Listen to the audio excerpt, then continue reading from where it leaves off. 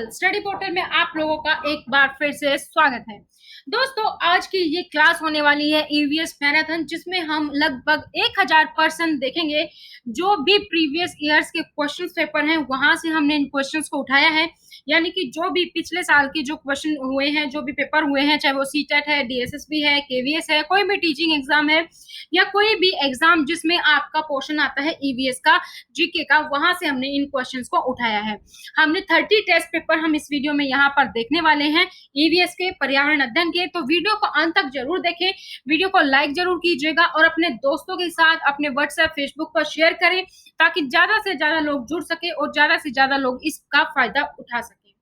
तो ईवीएस की ये टेस्ट है पर्यावरण अध्ययन। टोटल टेस्ट इसमें जो होंगे वो होंगे आपके 30 यानी कि 30 टेस्ट होने वाले हैं। इसमें जो भी क्वेश्चंस हैं वो 10 साल के लास्ट ईयर के जो पेपर्स हैं वहां से हमने उठाए हैं, ताकि आपको क्वेश्चंस का भी आइडिया हो जाए और आपको ये भी पता चल जाए कि किस तरीके के क्वेश्चंस आते हैं और क्या क्या ऑप्शंस रहते हैं।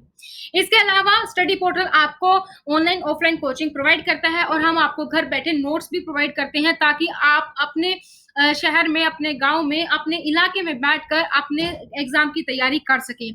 तो इसके लिए आप डॉक्टर विजय सर के हेल्पलाइन नंबर पर कॉल कर सकते हैं 8447410108। आप कॉल या व्हाट्सएप कर सकते हैं इस नंबर पर, हम आपको पूरी जानकारी वहां पर देंगे। जैसे कि सीटेट का मटेरियल अगर आप ऑर्डर करते हैं तो उसमें आपको जैसे मिलता है हिंदी के साथ हिंदी की पेडागोजी, इंग्लिश पेडागोजी, ईवीएस, जो भी आपका सब्जेक्ट है उसके सब्जेक्ट के अकॉर्डिंग सीडीपी वगैरह, जैसे कि आप स्क्रीन पर देख भी पा रहे हैं। डीएसएसबी है तो general subject plus general paper plus subject, इसी तरह केवीएस में जनरल पेपर प्लस सब्जेक्ट, इस तरीके के आपको सारे के सारे गवर्नमेंट एग्जाम्स की प्रिपरेशन के लिए हम आपको स्टडी मटेरियल प्रोवाइड करवाते हैं कोरियर के द्वारा ऑल ओवर इंडिया। तो दोस्तों, अगर आप पीडीएफ चाहते हैं, किसी भी बुक की आप अभी घर बैठकर तैयारी कर रहे हैं और आप पीडीएफ चाहते हैं, तो सभी पीडीएफ्स के लिंक वीडियो के डिस्क्रिप्शन बॉक्स में है, आप वहां से जाकर डाउनलोड कर सकते हैं।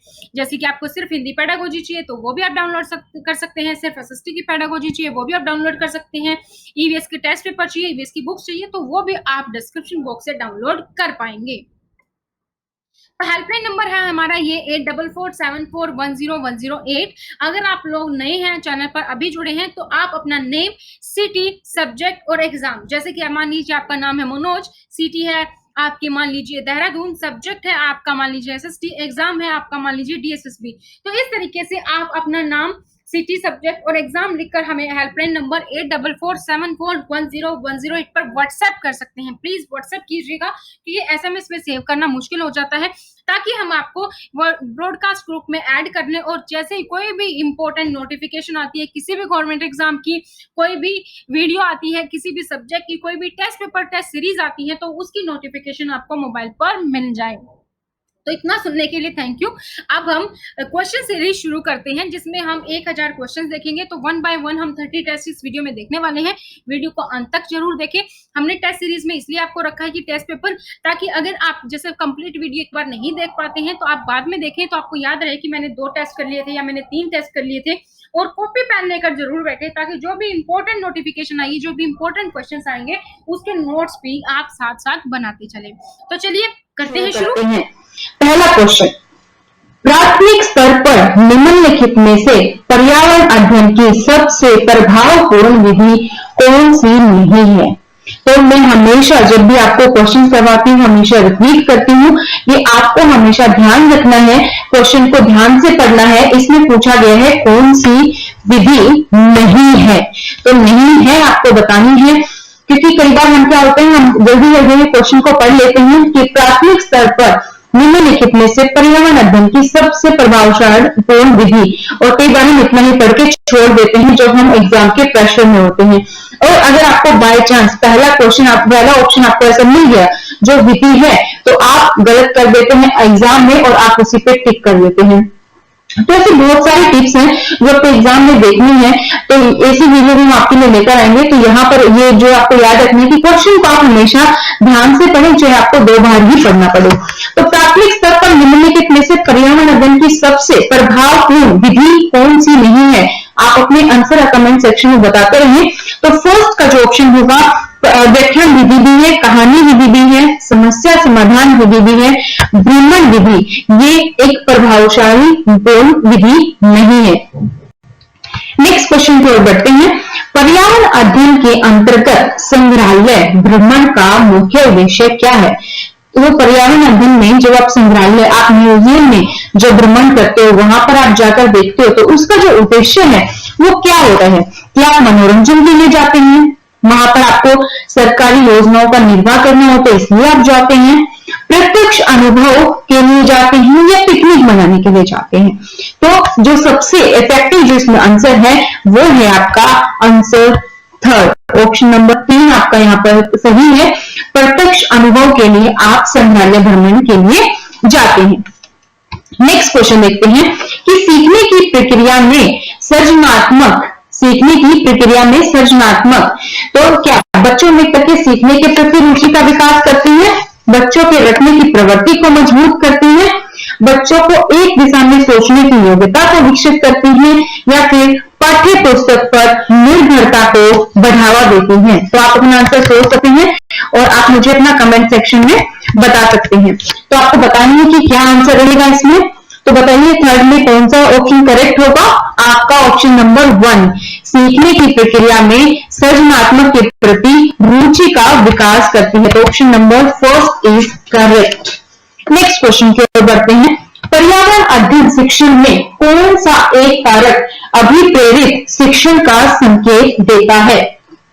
तो इसमें से आपको बताना है, जो नीचे दिए गए ऑप्शन है, कि इन ऑप्शन में जब आप ईवीएस शिक्षण करते हैं तो कौन से कारक है जो अभिप्रेरित शिक्षण को संकेत देता है? गृह कार्य बच्चों द्वारा पूर्ण करना, बच्चों द्वारा प्रश्न पूछना, कक्षा में बच्चों की अधिकतम उपस्थिति, या फिर कक्षा में एक खामोशी? तो आंसर जो आपका यहाँ पर करेक्ट रहेगा वो रहेगा आपका ऑप्शन नंबर सेकंड, यानी कि बच्चों द्वारा प्रश्न पूछना। जितने बच्चे क्वेश्चन पूछेंगे उतना ही पता चलेगा कि बच्चे कितना इंटरेस्ट ले रहे हैं और उनके जानने की जो भावना है वो आपको पता चलेगी। अगला क्वेश्चन, एक विज्ञान शिक्षक के लिए विद्यार्थियों को हवा में भार होता है ज्ञात कराने के लिए वैज्ञानिक विधि के मुख्य सही चरण होगा? क्या एक साइंस जो टीचर है वो विद्यार्थियों को बताता है कि हवा में भार होता है, और उसको अगर ये स्टूडेंट्स को बताना है तो कौन सी साइंटिफिक मेथड को वो यूज करेगा, वो आपको क्रम वाइज यानी कि सही चरण में बतानी है, सही सीरीज में आपको लगानी है। पहला ऑप्शन है समस्या, परिकल्पना, प्रयोग, निष्कर्ष। दूसरा है परिकल्पना, समस्या, प्रयोग, निष्कर्ष। तीसरा है प्रयोग, परिकल्पना, समस्या, निष्कर्ष। चौथा है समस्या, प्रयोग, परिकल्पना और निष्कर्ष। तो आपका जो ऑप्शन यहाँ पर करेक्ट रहेगा वो रहेगा आपका फर्स्ट, समस्या, परिकल्पना, प्रयोग और निष्कर्ष। नेक्स्ट, निर्जलीकरण से ग्रस्त बालक के शरीर में किस पदार्थ की कमी हो जाती है? निर्जलीकरण, तो आपने ये वर्ड तो सुना ही होगा, निर्जल यानी कि बिना जल के। तो आंसर आपका क्वेश्चन में ही छुपा हुआ है। तो निर्जलीकरण में किसकी कमी होगी? बिना जल के, यानी कि किसकी कमी होगी? यहाँ पर आपकी जल की भी कमी होगी। और जल क्या है? लवण है, मिनरल से बोलते हैं इसको। तो ऑप्शन नंबर थर्ड आपका करेक्ट रहेगा, लवण और जल दोनों की ही कमी हो जाएगी, क्योंकि जल लवण में आता है जो हमारे शरीर से जो अपशिष्ट पदार्थ है उसको बाहर निकालने में मदद करता है। निम्नलिखित में से कौन सा पदार्थ प्राकृतिक रूप से ठोस, द्रव एवं गैस अवस्था में पाया जाता है? तो आपको बताना है कि ऐसा कौन सा पदार्थ है जो तीनों ही अवस्था में पाया जाता है? ग्रेनाइट, पारा, बॉक्साइट या फिर जल? तो आंसर क्या होगा? आंसर होगा आपका जल तीनों ही अवस्था में पाया जाता है। ठोस अवस्था में बर्फ यानी ग्लेशियर्स में आप देख सकते हैं, द्रव समुद्र में आपको पाया जाता है, गैस अवस्था में जब वो इवेपोरेशन होता है, वाष्पीकरण जब होता है, तो आप गैस अवस्था में वहां पर भी इसको फील कर सकते हैं। नेक्स्ट क्वेश्चन है कि रेशम प्राप्त किया जाता है, रेशम किससे मिलता है? रेशम कीट के अंडे से मिलता है, लार्वा से मिलता है, प्यूपा से मिलता है, या इनमें से कोई नहीं? तो आप लोगों को ये तो पता है कि रेशम के कीट से मिलता है, लेकिन आपको ये भी पता होना चाहिए कि अंडे से मिलता है, लार्वा से मिलता है, प्यूपा से मिलता है, और अगर इन तीनों में से ऑप्शन ठीक नहीं है तो किससे मिलता है? तो रेशम के कीट के प्यूपा से मिलते हैं। तो अब आपको पता चल गया होगा, जैसे जैसे आप क्वेश्चन देखते हैं कि आप कोई भी बुक स्टडी कर रहे हैं तो आपको क्या चीजें ध्यान में रखनी है। सिर्फ इतना आपके लिए लक नहीं है कि रेशम कीट से मिलता है, तो आपको पता होना चाहिए किससे मिलते हैं। जिस तरीके के एग्जाम्पल में एक बार क्वेश्चंस पूछे जाते हैं कि ये सब्जी का पार्ट है तो कहाँ मिलता है, जड़ से मिलता है, हम इसके पत्ते खाते हैं, फल खाते हैं, फूल खाते हैं, तो वैसी ऐसी चीजें आपको पता होनी चाहिए। निम्नलिखित में से कौन सा युग्म ठीक है, तो ठीक है आपको बताना है। काजीरंगा राष्ट्रीय पार्क में एक सींग वाला गैंडा होता है और ये पार्क केरल में है। सेकंड, काजीरंगा राष्ट्रीय पार्क उत्तराखंड में है और इसमें 2 सींग वाला गैंडा होता है। थर्ड, काजीरंगा राष्ट्रीय पार्क एक सींग वाला गैंडा दरियाई घोड़ा मिलता है और असम में है। या फिर काजीरंगा पार्क मणिपुर में है और वहां पर 2 सींग वाला गैंडा मिलता है। तो अगर आपको सिर्फ इतना भी पता है कि काजीरंगा कहाँ है, तो आप इसका आंसर बिल्कुल करेक्ट कर पाएंगे। तो काजीरंगा है असम में और वहां पर क्या मिलता है, एक सींग वाला दरियाई घोड़ा, यानी कि ऑप्शन नंबर 3 आपका यहाँ पर करेक्ट रहेगा। नेक्स्ट चलते हैं 10वां क्वेश्चन। पक्षियों की चोंच निम्नलिखित में से किस पर आश्रित होती है। जो पक्षियों की चोंच है वो किस पर आश्रित होती है आपकी, पक्षियों के पंजों पर, पक्षियों के पैर पर, भोजन के प्रकार पर, या इनमें से सभी। तो जो पक्षियों की चोंच है वो आपकी डिपेंड होती है भोजन के प्रकार पर, या जो आप भोजन खाते हो उसके प्रकार पे डिपेंड होती है। तो ऑप्शन नंबर 3 यहाँ पर आपका करेक्ट है। नेक्स्ट देखते हैं 11। खाद्य श्रृंखला के अनुसार मनुष्य निम्नलिखित में से कौन से वर्ग में आता है। तो मनुष्य क्या खाता है, शाकाहारी जो सिर्फ मतलब पेड़ पौधे ही खाते हैं, पत्तों से पेड़ पौधों से इनको खाना मिलता है।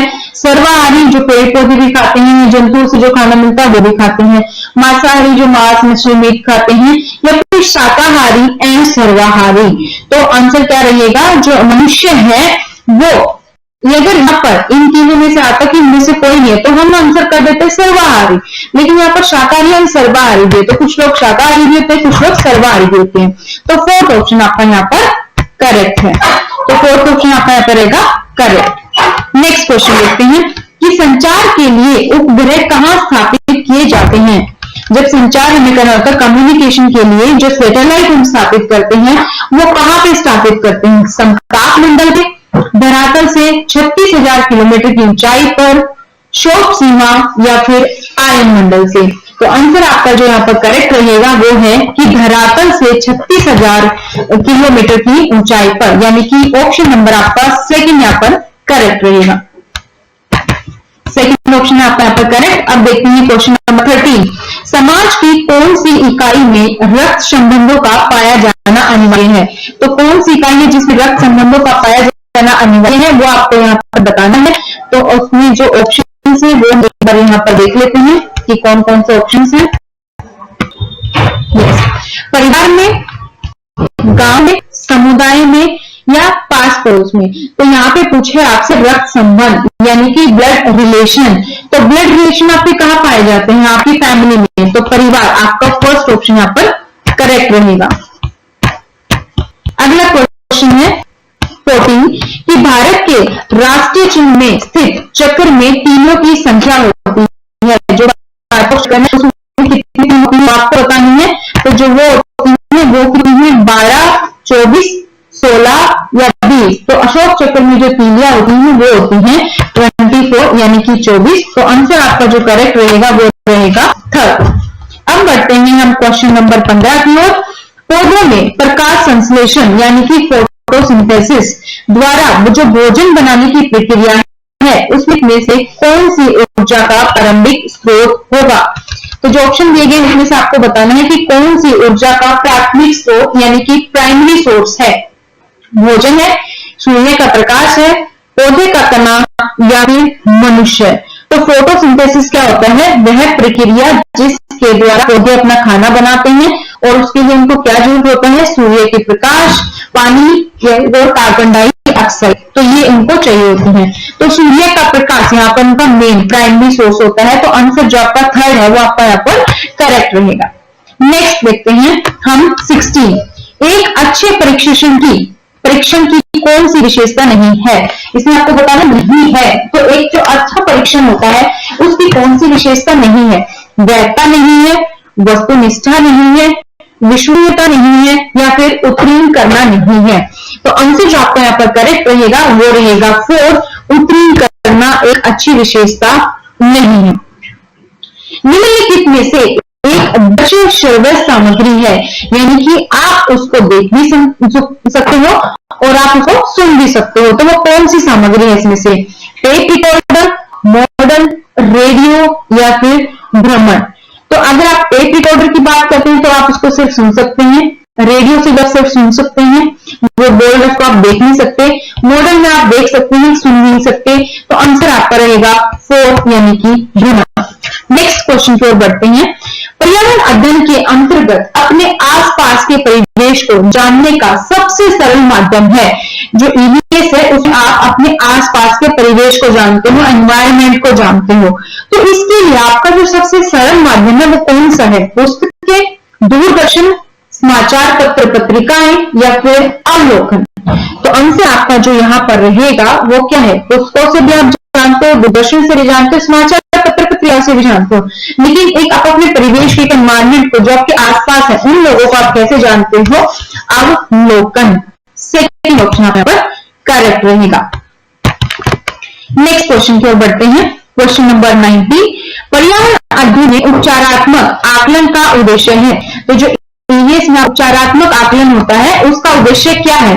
छात्रों को उत्तीर्ण करना, छात्रों की शिक्षण अभिगम प्रक्रिया के दौरान छात्रों की शैक्षिक कमजोरियों को दूर करना, छात्रों को अनुत्तीर्ण करना या फिर छात्रों की शैक्षिक कमजोरियों का पता लगाना। तो आंसर जो आपका यहाँ पर करेक्ट रहेगा वो है आपका सेकंड, यानी कि छात्रों की शिक्षण अभिगम प्रक्रिया के दौरान छात्रों की शैक्षिक कमजोरियों को दूर करना उपचारात्मक आकलन का उद्देश्य है। नेक्स्ट क्वेश्चन की ओर बढ़ते हैं। क्वेश्चन नंबर 20, तो बीजों का अंकुरण के प्रभावी शिक्षण हेतु आवश्यक है। अगर आपको बीजों का अंकुरण कैसे होता है वो आपको सिखाना है बच्चों को, तो आप उसको कैसे अच्छे से सिखा सकते हैं? पाठ्य पुस्तक से, शामपट पर नामांकित चित्र से, बीज और उसके पौधे से या फिर बीजों के अंकुरण के प्रयोग का विद्यार्थियों द्वारा प्रतिदिन अवलोकन। तो जब भी आपको किसी स्टूडेंट्स को कुछ चीज सिखानी होती है, कुछ दिखानी होती है, तो आप कैसे दिखा सकते हैं? आप उसको समझा सकते हैं प्रैक्टिकल के द्वारा, यानी कि बीजों के अंकुरण के प्रयोग का विद्यार्थियों द्वारा प्रतिदिन अवलोकन। वो हर रोज प्रतिदिन डेली उसको ऑब्जर्व करेंगे तो उससे वो ज्यादा चीजें अच्छे से सीख पाएंगे। एटीपी का निर्माण किसके द्वारा होता है? माइटोकॉन्ड्रिया द्वारा, क्लोरोफिल यानी कि प्रेनहरिन द्वारा, राइबोसोम्स द्वारा या फिर गोल्जी बॉडी द्वारा। तो आपका आंसर जो है यहाँ पे क्या रहेगा? एटीपी कैसे बनती है?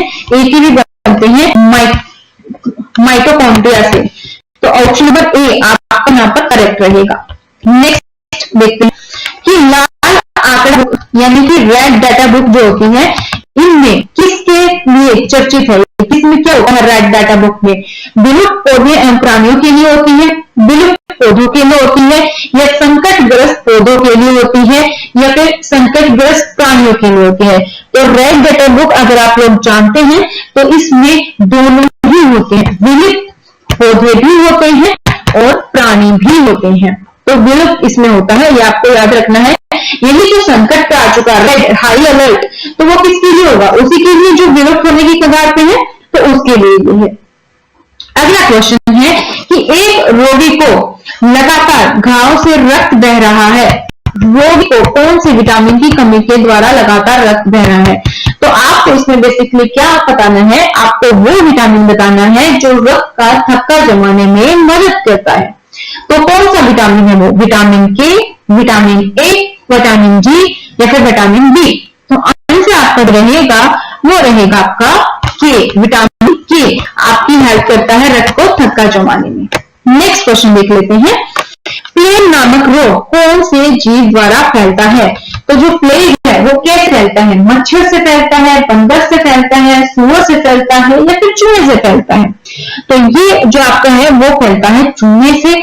कौन सा रोग कैसे फैलता है? कौन से जीवाणु से फैलता है? कौन से बैक्टीरिया से फैलता फैलता है, कौन से वायरस से होता है। तो ये तरीके की 2 वीडियो हैं धनंजय सर की, आप चैनल पर देख सकते हैं। वहां पर शॉर्ट ट्रिक्स भी है और आपका जो एग्जाम के लिए ये क्वेश्चन है वो आप बिल्कुल भी गलत नहीं करोगे, बिल्कुल अच्छे से आपको आ जाएंगे। तो वो वीडियो भी आप देख सकते हैं। निम्नलिखित में से कौन सा युग्म ठीक नहीं है, आपको बताना है कौन सा युग्म इसमें से ठीक नहीं है। तो खनिज तेल बायोगैस, जैव कचरा बायोगैस, पशु मल बायोगैस या फिर मानव मल बायोगैस। तो आंसर जो आपका रहेगा वो रहेगा फर्स्ट, यानी कि खनिज तेल और बायोगैस। फर्स्ट ऑप्शन है जो आपका वो करेक्ट नहीं है। 25 का ऑप्शन हो गया आपका 1। नेक्स्ट क्वेश्चन देखते हैं। निदानात्मक परीक्षण का उद्देश्य है, जो निदानात्मक परीक्षण है उसका उद्देश्य क्या है? छात्रों की विशेष अधिगम संबंधी समस्याओं का पता लगाना, छात्रों की व्यवहार संबंधी समस्याओं का पता लगाना, छात्रों की शारीरिक अक्षमताओं का पता लगाना, या इनमें से कोई नहीं। तो निदानात्मक परीक्षण का जो उद्देश्य है वो है कि छात्रों की जो विशेष अधिगम संबंधी समस्याएं हैं उनका पता लगाना। तो ऑप्शन नंबर फर्स्ट इज यहाँ पर करेक्ट है आपका, ऑप्शन नंबर 1 इज करेक्ट।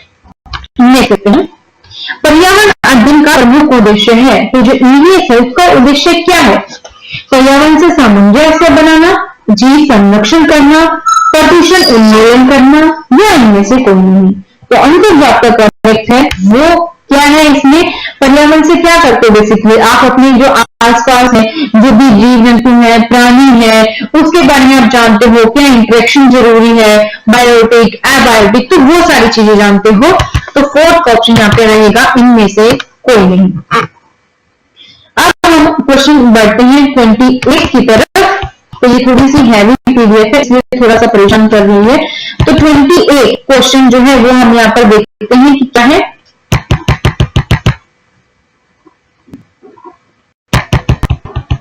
28 है कि निम्नलिखित में से कौन सा एक वैज्ञानिक दृष्टिकोण का गुण नहीं है। तो आपको इसमें से बताना है कि कौन सा है जो वैज्ञानिक दृष्टिकोण का गुण नहीं है।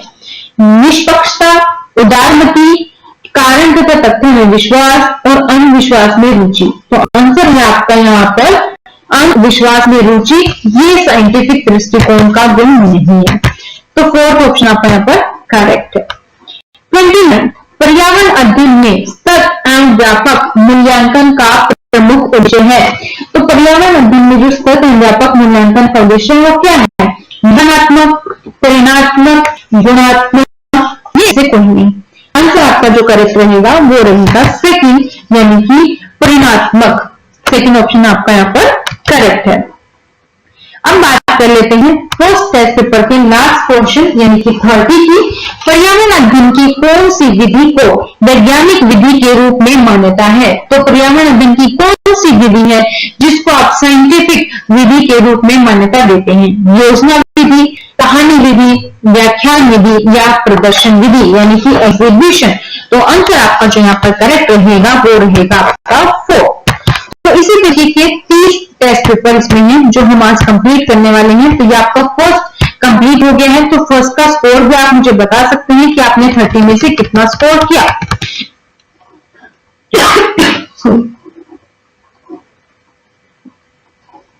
अब हम बढ़ते हैं पेपर नंबर 2 का फर्स्ट क्वेश्चन। परितंत्र में अजैविक एवं अजैविक और जैविक घटकों के मध्य की योजना कड़ी है, कौन सी है? स्थायी अवस्था, जैव संरचना, खाद्य जाल, या फिर कोश रीति। तो आंसर आपको बताना है कि जो आपकी इकोलॉजी है उसमें अजैविक, बायोटिक एंड एबायोटिक दोनों ही घटकों के मध्य की जो योजना कड़ी है वो क्या है? जैव संरचना। ऑप्शन नंबर 3 आपका यहाँ पर करेक्ट रहेगा, जैव संरचना। एक पारितंत्र में कौन से 2 घटक होते हैं? तो पारितंत्र में आपके इकोलॉजी में कौन से घटक होते हैं? पादप प्राणी, अजीवीय, मछली एवं मेंढक, मेंढक शेर। तो इसमें से आपको बताना है आंसर। तो बेसिकली क्या होता है? जैविक एंड एडैविक होता है यानी कि जीवीय और एड। तो सेकंड ऑप्शन आपका यहाँ पर करेक्ट रहेगा, सेकंड ऑप्शन इज करेक्ट। आगे बढ़ते हैं क्वेश्चन नंबर में। प्रकृति में सिर्फ पादपों पर निर्भर कीटों को खाते हैं। नेचर इसमें क्या होता है कि जो सांप है वो पादपों पर जो निर्भर रहते हैं, जो पेड़ पौधों पर निर्भर रहते हैं, उन कीटों को खाते हैं। अगर मोर सांप को खाता हो तो मोर क्या होगा? प्राथमिक उपभोक्ता, प्राथमिक अपघटक, पादपों का अंतिम अपघटक, या फिर खाद्य स्तूप का शीर्ष? आंसर आपका यहाँ पे रहेगा फोर्थ, यानी कि खाद्य स्तूप का शीर्ष। Fourth option is correct. Next, fourth, निकपोषणी यानी कि ओलिगोट्रोफिक झील का उदाहरण क्या है? तो निकपोषणी झील का उदाहरण इसमें से कौन सा है? कश्मीर की डल झील, ओडिशा की चिल्का झील, राजस्थान की सांभर झील, या फिर दक्षिण भारत की उगी झील? तो आंसर आपका इसमें क्या रहेगा? आंसर आपका रहेगा इसमें जो है फोर्थ का ऑप्शन करेक्ट है, थर्ड, राजस्थान की सांभर झील एक ओलिगोट्रोफिक झील का उदाहरण है। वन महोत्सव सप्ताह कब मनाया जाता है? तो वन महोत्सव सप्ताह कब मनाया जाता है? 1 जून से 7 जून, 1 मई से 7 मई, 1 जुलाई से 7 जुलाई, या फिर 1 अगस्त से 7 अगस्त? तो वन महोत्सव उत्सव अगर आपको पता है तो मनाया जाता है जुलाई में, 1 जुलाई से लेकर 7 जुलाई तक। अब हम बढ़ते हैं क्वेश्चन नंबर 6 की ओर। लानोज तथा कैम्पोज घास किस बायोम के अंतर्गत आते हैं? तो जो लानोज और कैम्पोज घास है वो किस बायोम के अंतर्गत आते हैं? शीतोष्ण घास बायोम, उष्णकटिबंधीय घास बायोम, टुंड्रा बायोम, या फिर टैगा बायोम? तो आंसर आपको जो यहाँ पर रहेगा वो रहेगा थर्ड, यानी कि टुंड्रा बायोम। निम्नलिखित में से कौन सही सुमेलित नहीं है? आपको बताना है कि कौन सा जो मिलान है वो सही नहीं है। साल केरल में पाए जाते हैं, सागवान मध्य प्रदेश में, चिनार जम्मू कश्मीर में, और चंदन कर्नाटक में। तो कहां मिलता है? कौन सा जो आपको लगता है कि जो मिलान है वो सही नहीं है? तो आंसर है आपका फर्स्ट, केरल साल वाला, ये वाला ऑप्शन करेक्ट नहीं है। अगला क्वेश्चन देखते हैं, क्वेश्चन नंबर 8। वनस्पति प्रधान पारिस्थितिकी तंत्र को कौन सी संज्ञा प्रदान की जाती है? जिसमें वनस्पति प्रधान होती है ऐसे इकोलॉजी सिस्टम को, इकोसिस्टम को आप कौन सी संज्ञा देते हो? बायोम बोलते हो, फॉर्मेशन बोलते हो, नेक्टम बोलते हो, या फिर बेंथम बोलते हो? तो हम उसको बोलते हैं फॉर्मेशन। सेकंड ऑप्शन करेक्ट है। किस बायोम में प्राथमिक उत्पादकता सर्वाधिक पाई जाती है? कौन सा बायोम है कि जिसमें जो फर्स्ट उत्पादकता है वो सर्वाधिक पाई जाती है? ऊन सागरीय बायोम, मानसूनी बायोम, विषुवतीय वन बायोम, या फिर टैगा बायोम? तो आंसर आपका जो यहाँ पर रहेगा वो रहेगा 4, यानी कि टैगा बायोम। नेक्स्ट देखते हैं कि भारतीय वन प्रबंधन संस्थान कहाँ स्थित है? तो भारतीय वन प्रबंधन संस्थान कहाँ है? देहरादून में, हरिद्वार में, भोपाल में, अल्मोड़ा में? आपको बताना है कि कहां है। तो भारतीय वन प्रबंधन संस्थान आपका जो करेक्ट आंसर है वो है भोपाल, यानी कि सेकंड ऑप्शन। नेक्स्ट करते हैं 11वां, महागनी, रोजवुड तथा आउनस किस बायोम के वृक्ष हैं? तो आपको बताना है कि ये किस बायोम के पेड़ है? विषुवतीय वन बायोम, भूमध्य सागरीय बायोम, मानसूनी बायोम, या फिर टैगा बायोम? तो आंसर आपका जो रहेगा वो है इक्वेटरी जो फॉरेस्ट होते हैं, इक्वेटर फॉरेस्ट, यानी कि विषुवतीय वन बायोम। फर्स्ट ऑप्शन हमारे यहाँ पर करेक्ट है। अगले क्वेश्चन की ओर बढ़ते हैं, क्वेश्चन नंबर 12। कनाडा में शीतोष्ण कोणधारी वन काटने का व्यवसाय करने वाले लोगों को क्या संज्ञा दी जाती है? तो कनाडा में जो वन काटने वाले व्यवसाय करते हैं उन लोगों को आप क्या बोलते हो? लंबरजैक, लेप्चा, मसाई, या फिर एस्किमो? तो आंसर आपका रहेगा यहाँ पर एस्किमो। Second option correct. पश्चिमी हिमालय में उच्च पर्वतीय वनस्पति 3000 मीटर की ऊंचाई तक उपलब्ध होती है, जबकि पूर्वी हिमालय में वह 4000 मीटर की ऊंचाई तक उपलब्ध होती है। तो एक ही पर्वत श्रेणी में ये विविधता है, उसका कारण क्या है? तो आपको ज्योग्राफी आपको पता होनी चाहिए कि ऐसा क्यों होता है। कुछ पहाड़ ऊंचे हैं, कुछ पहाड़ नीचे हैं, तो इसका जो अंतर है वो क्या होना चाहिए आपकी इमेज में, वो आपको बताना है।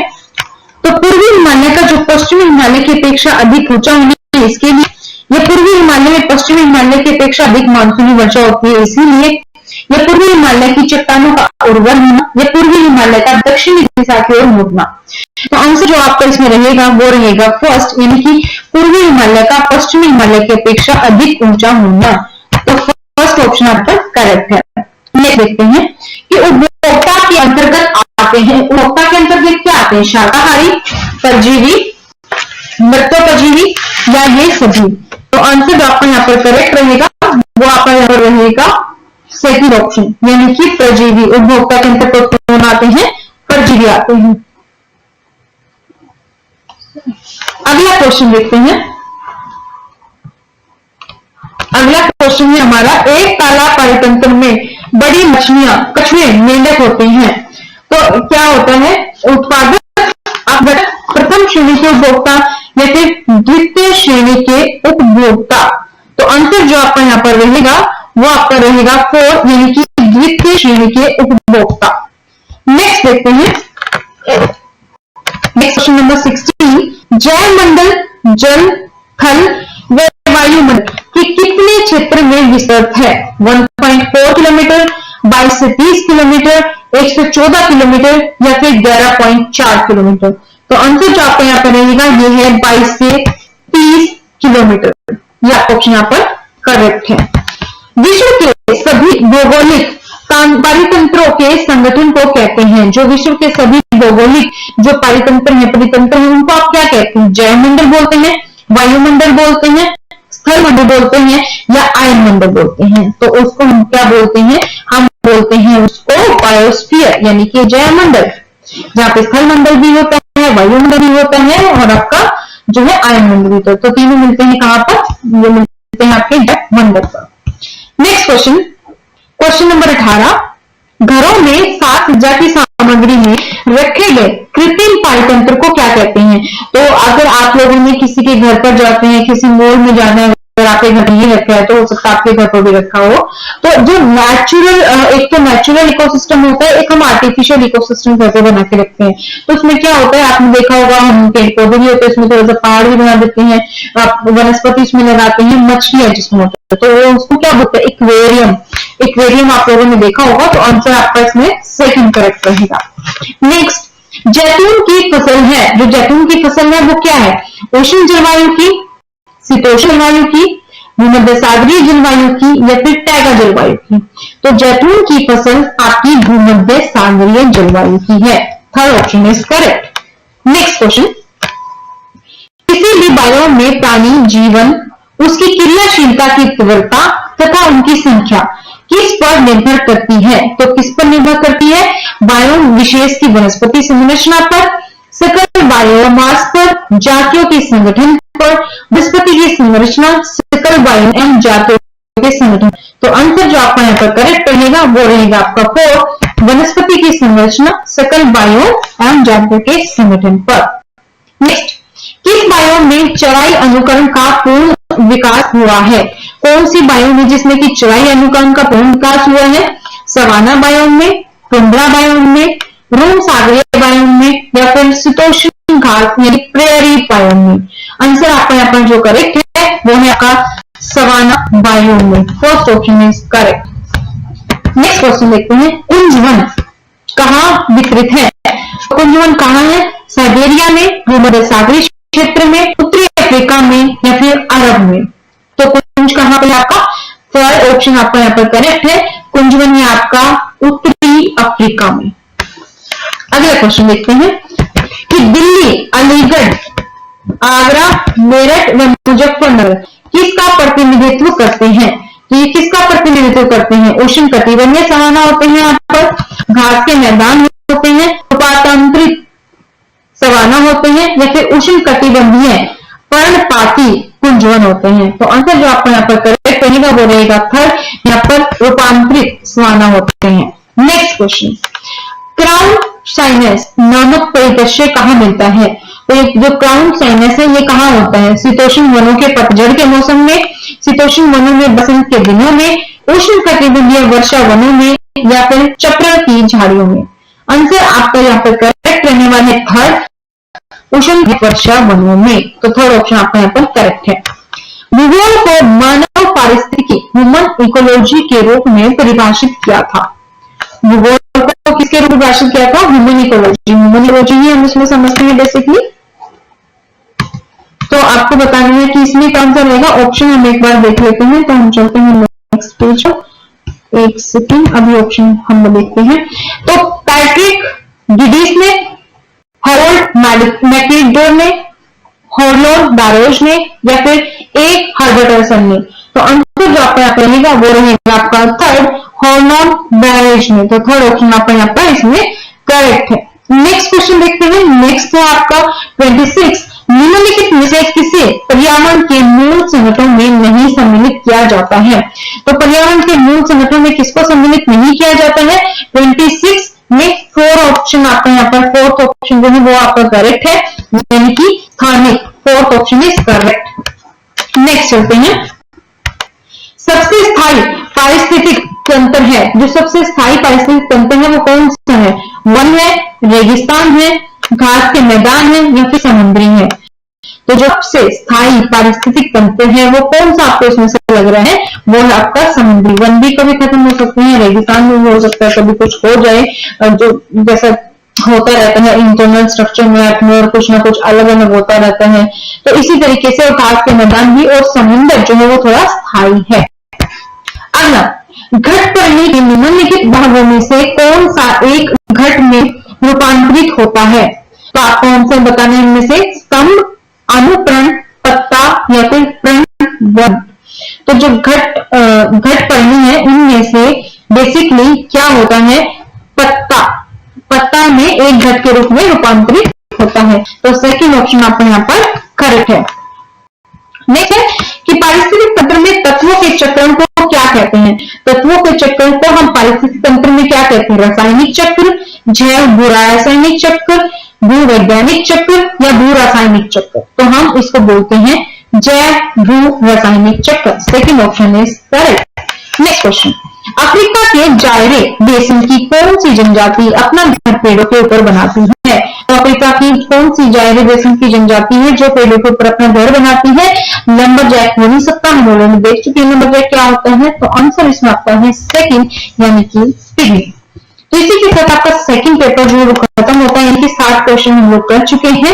आपको लग रहा होगा कि मैं आंसर क्यों नहीं बोल दे रही हूँ, तो इससे आपकी प्रैक्टिस उतनी अच्छे से नहीं हो पाएगी। बाकी जो बच्चे हैं जो साथ में पूरा प्रैक्टिस कर रहे हैं वो थोड़ा पीछे रह जाएंगे। आपको ये भी हो सकता है आपको लग रहा है यार बोर हो रहे हैं, तो आप पूरा 900 जब क्वेश्चन करेंगे और फिर उस दिन जब एग्जाम देने आप बैठेंगे उसमें से आपको क्वेश्चन मिलेंगे, तो आपकी वो बोरियत भी आपको फील नहीं होगी। जो सीरियस है जिनको ये सीचर क्लियर करना ही है वो ये वीडियो लास्ट तक जरूर देखेंगे और अपनी कंप्लीट प्रैक्टिस जो है इस वीडियो के थ्रू करेंगे। तो नेक्स्ट है प्रैक्टिस नंबर 3, बेसिकली 61 क्वेश्चन है ये। चिपको आंदोलन किस राज्य से संबंधित है? छत्तीसगढ़, बिहार, झारखंड, या फिर उत्तराखंड? तो चिपको आंदोलन कहां से संबंधित है? चिपको आंदोलन आपका उत्तराखंड से संबंधित है। तो फोर्थ ऑप्शन आपका यहाँ पर करेक्ट रहेगा। नेक्स्ट, यदि कोई व्यक्ति जब दूध, अंडों और रोटी पर गुजारा करे तो उसमें से कौन सा रोग हो सकता है? तो अगर कोई बंदा सिर्फ दूध लेता है, अंडे लेता है और रोटी ही लेता है, तो क्या कौन सा रोग होगा उसको? रोटोंगी यानी कि विटामिन ए की कमी होगी, या फिर बेरीबेरी यानी कि विटामिन बी की कमी होगी, रिकेटस विटामिन डी की कमी हो जाएगी उसे, या फिर शक्कर विटामिन सी की कमी हो जाएगी। तो उसको बेसिकली विटामिन सी की कमी हो जाएगी और उसको रोग जो होगा वो होगा शक्कर भी। तो फोर्थ ऑप्शन आपका यहाँ पर करेक्ट है। फुट एंड माउथ रोग निम्नलिखित में से किसमें पाया जाता है? जो फुट एंड माउथ रोग है वो मवेशी व भेड़ में, मवेशी व सूअर में, भेड़ बकरियों में, या इन सभी में? तो जो फुट एंड माउथ रोग है वो मिलता है आपका बेसिकली मवेशी एंड सूअर में, यानी कि आपका सेकंड ऑप्शन आपका यहाँ पर करेक्ट रहने वाला है। नेक्स्ट, भारतीय गाय के दूध में पर्णपितक यानी कि कैरोटीन होता है, जिसके कारण क्या बनता है? तो आंसर में क्वेश्चन में आपका आंसर छुपा है पर्णपितक। पितक क्या होता है वो आपको पता होना चाहिए, तो आप आंसर बता पाएंगे। बिल्कुल सफेद रंग का होता है पर्णपितक के कारण, पीला रंग होता है, गहरा पीला रंग होता है, या फिर कोई परिवर्तन नहीं होता। तो आप सभी को पता होगा गाय का दूध होता है पीले रंग का होता है, थोड़ा हल्का पीला होता है। तो आंसर आपका यहाँ पर सेकंड ऑप्शन इज करेक्ट। किस विटामिन की कमी से घाव से रक्त का बहना नहीं रुकता? ये क्वेश्चन हम ऊपर भी कर चुकी है, तो इसमें थोड़ा सा घुमा के था वो क्वेश्चन। तो आपको यहाँ पर क्या बताना है कि कौन सा विटामिन है जिसमें थक्का जमाने में मदद करता है? तो वही करेक्ट ऑप्शन होगा और वो है विटामिन के। चूहों के द्वारा फैलने वाला रोग कौन सा है? तो चूहे कौन सा फैलाते हैं? चेचक, मलेरिया, प्लेग, या तपेदिक? तो चूहे फैलाते हैं प्लेग। ये क्वेश्चन भी हम ऊपर कर चुकी है, जो पूछा गया था कुछ अलग तरीके से करेंगे कि प्लेग कौन से जंतु द्वारा फैलता है। प्राथमिक समाजीकरण क्या है? शुरुआती उम्र में परिवार या मित्रों से सीखना, प्राथमिक समाजीकरण आप उसको बोलते हो, या फिर किशोर अवस्था में समाज से सीखना, प्राथमिक स्तर पर समाज से सीखना, या फिर शिक्षकों का अनुसरण करना। तो आंसर जो आपका रहेगा शुरुआती उम्र। प्राथमिक समाजीकरण आपका कब होता है? जब छोटे होते हो, आपके जो चारों तरफ जहां से आप सीखो, तो प्राथमिक उम्र में शुरुआती उम्र में से सीखते हो, अपनी फैमिली से, अपने फ्रेंड से। तो फर्स्ट ऑप्शन आपका यहाँ पर करेक्ट रहेगा। आज का क्वेश्चन, निम्नलिखित में से कौन सी खरीफ की फसल नहीं है? तो खरीफ की फसल इनमें से कौन सी नहीं है वो आप तभी बता पाओगे जब आपको डिफरेंस पता हो कि रबी की फसल कौन सी होती है, खरीफ की फसल कौन सी होती है, किस मौसम में उगाई जाती है, किस मौसम में काटी जाती है, तभी आप इसका आंसर अच्छे से दे पाओगे। तो कौन सी खरीफ की फसल नहीं है? चावल, गेहूं, गन्ना या फिर मक्का। आंसर जो आपका करेक्ट है वो है गेहूं। गेहूं खरीफ की फसल नहीं है क्योंकि गेहूं रबी की फसल है। निम्नलिखित में से कौन सा पदार्थ बायोगैस संयंत्र में प्रयोग नहीं होता है? तो कौन सा पदार्थ है जो बायोगैस संयंत्र में प्रयोग नहीं होता? पशुमल, जैव कचरा, खनिज तेल या फिर मानव मल। आंसर आपका रहेगा मानव मल को बायोगैस में आप यूज नहीं करते हैं। बेसिकली उसमें जैव जंतु, पशुमल, खनिज तेल आप यूज करते हैं। भारत का राष्ट्रीय पक्षी कौन सा है? तो भारत का राष्ट्रीय पक्षी आपको पता होना चाहिए। आई एम श्योर आप सभी को जरूर पता होगा। तो वैश्विक आंसर जो आपका वो रहेगा मोर, यानी कि सेकंड ऑप्शन करेक्ट। खाद्य श्रृंखला में ऊर्जा का प्रभाव होता है। जो फूड चेन होती है इसमें ऊर्जा का प्रभाव कैसे होता है? एक विषय, चक्रीय, बहुविषय, उभयविषय। तो जो फूड चेन होती है इसमें जैसे क्या होता है, एक दिशा में कि ये इसको खाएगा, ये इसको खाएगा, ये इस पे डिपेंडेंट है, ये इस पे डिपेंडेंट है। तो इस तरीके से आपकी एक विषय, एक दिशा में फूड चेन होती है। परितंत्र में ऊर्जा का प्राथमिक स्रोत है। जो इकोलॉजी है उसकी एनर्जी का जो आपका प्राइमरी सोर्स है वो क्या है? वनस्पति, परमाणु ऊर्जा, भोजन या सूर्य का प्रकाश। तो आंसर आपका यहाँ पे रहेगा सेकंड, सूर्य का प्रकाश, सनलाइट। अगला क्वेश्चन, मानव के शरीर में मुख्य नाइट्रोजनीय अपशिष्ट कौन सा होता है? मानव के शरीर में जो नाइट्रोजनीय अपशिष्ट है वो यूरिया है, अमोनिया है, यूरिक अम्ल है, अमोनियम नाइट्रेट है।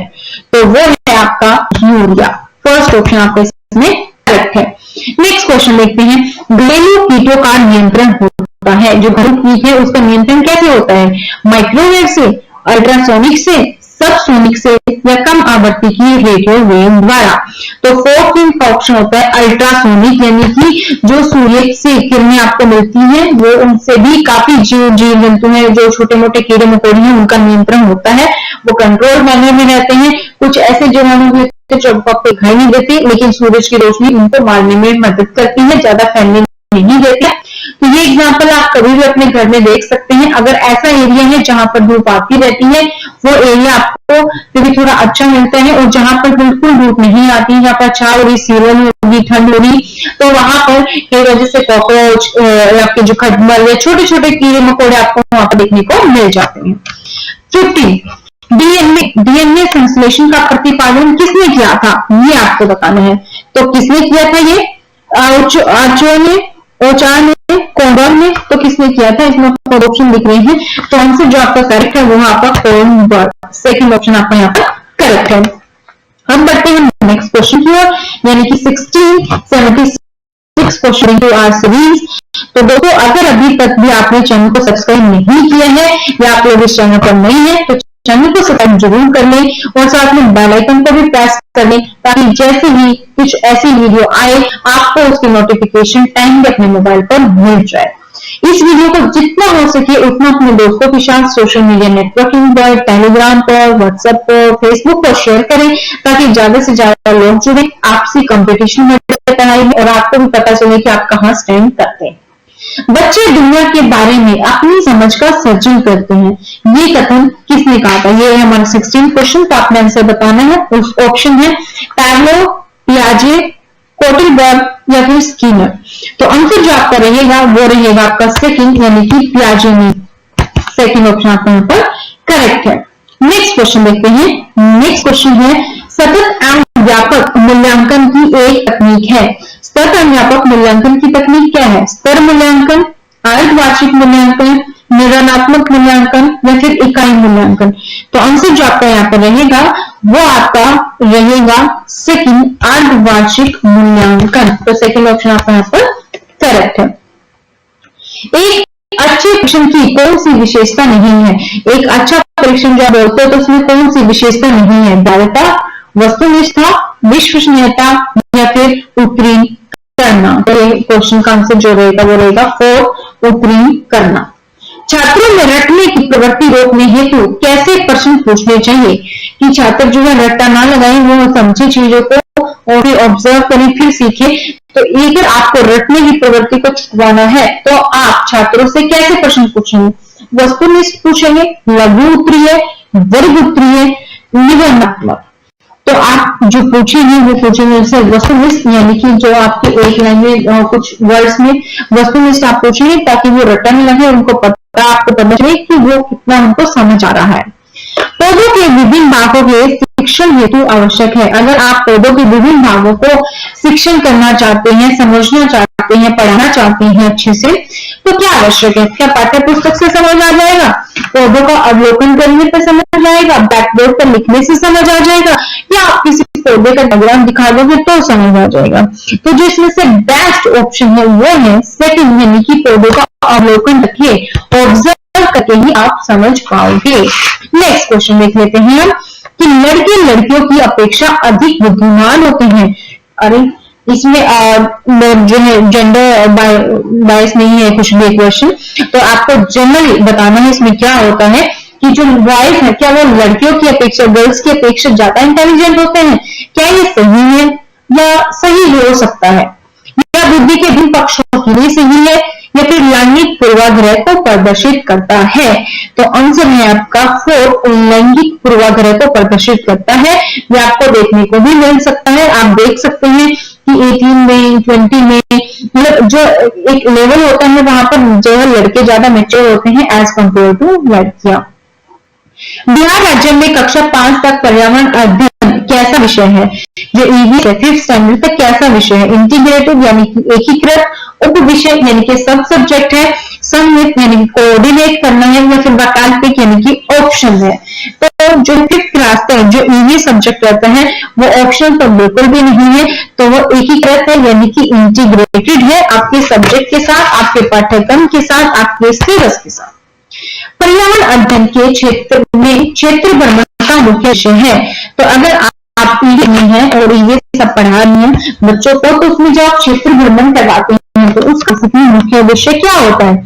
पिकनिक मनाने के लिए, मनोरंजन के लिए, प्रत्यक्ष अनुभव के लिए, सरकारी योजनाओं का निर्वाह करने के लिए। आंसर जो आपका करेक्ट रहेगा वो क्या रहेगा यहाँ पर 3rd।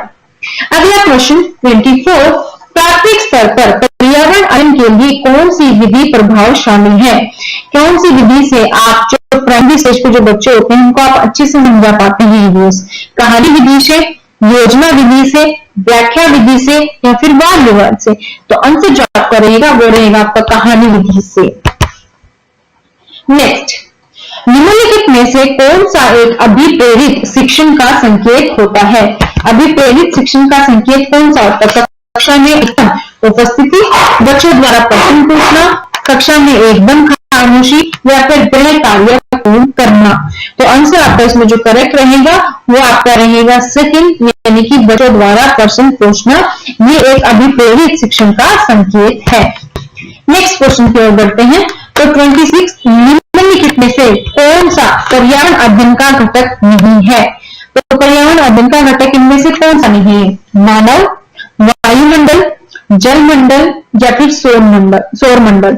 तो ईवीएस में जो प्रमुख घटक है इनमें से जो नहीं है वो क्या है? वो है आपका मानव, क्योंकि जो बनाते हैं घटक बेसिकली ईवीएस वो क्या है? जलमंडल, सौरमंडल, वायुमंडल, ये सब है। अगला क्वेश्चन देखते हैं कि सीखने की प्रक्रिया में अभिप्रेरणा क्या करती है? अभिप्रेरणा बच्चों में सीखने के प्रति रुचि का विकास करती है। फर्स्ट ऑप्शन ये है, बाकी भी ऑप्शन हम एक बार देख लेते हैं फिर हम देखते हैं कि इसका आंसर क्या होगा। वैसे मैं आपको बता दूं कि आंसर आपका यही है कि सीखने की प्रक्रिया में अभिप्रेरणा बेसिकली बच्चों में सीखने के प्रति रुचि का विकास करती है। नेक्स्ट क्वेश्चन अब हम बढ़ते हैं क्वेश्चन नंबर 28 की ओर। तो तब तक आपने अगर अगर अभी तक चैनल को सब्सक्राइब नहीं किया है तो चैनल को प्लीज सब्सक्राइब कर दीजिए। और अगर आपको कोई भी बुक चाहिए तो नीचे डिस्क्रिप्शन बॉक्स में लिंक है और साथ में विजय सर का नंबर है, जहां पर आप अपना स्टडी मटेरियल घर बैठकर घर से भी स्टडी कर सकते हैं और ऑर्डर कर सकते हैं। घर बैठकर आप किसी भी एग्जाम को तैयारी करके आप जो है क्लियर कर सकते हैं, चाहे आप कहीं पर भी रहते हैं, किसी हिल स्टेशन में रहते हैं, किसी भी पहाड़ पे रहते हैं, कहीं पे भी दूर रहते हैं, तो आपको स्टडी मटेरियल कोरियर के द्वारा आप तक पहुंचा दिया जाता है। क्वेश्चन नंबर 28 देखते हैं। पर्यावरण अध्ययन के लिए आप छात्रों को कौन से चैनल देखने का सुझाव करेंगे? अगर आपको बच्चों को बोलना है कि आप चैनल देखें ईवीएस के लिए, तो आप कौन सा चैनल को बोलेंगे? देखिए, national geography, discovery, animal planet, इनमें से कोई नहीं। तो कौन सा ऑप्शन आपका यहाँ पर करेक्ट रहेगा? आप जो बच्चों को बोलोगे वो आप क्या बोलोगे? इनमें से कौन सा देखेंगे?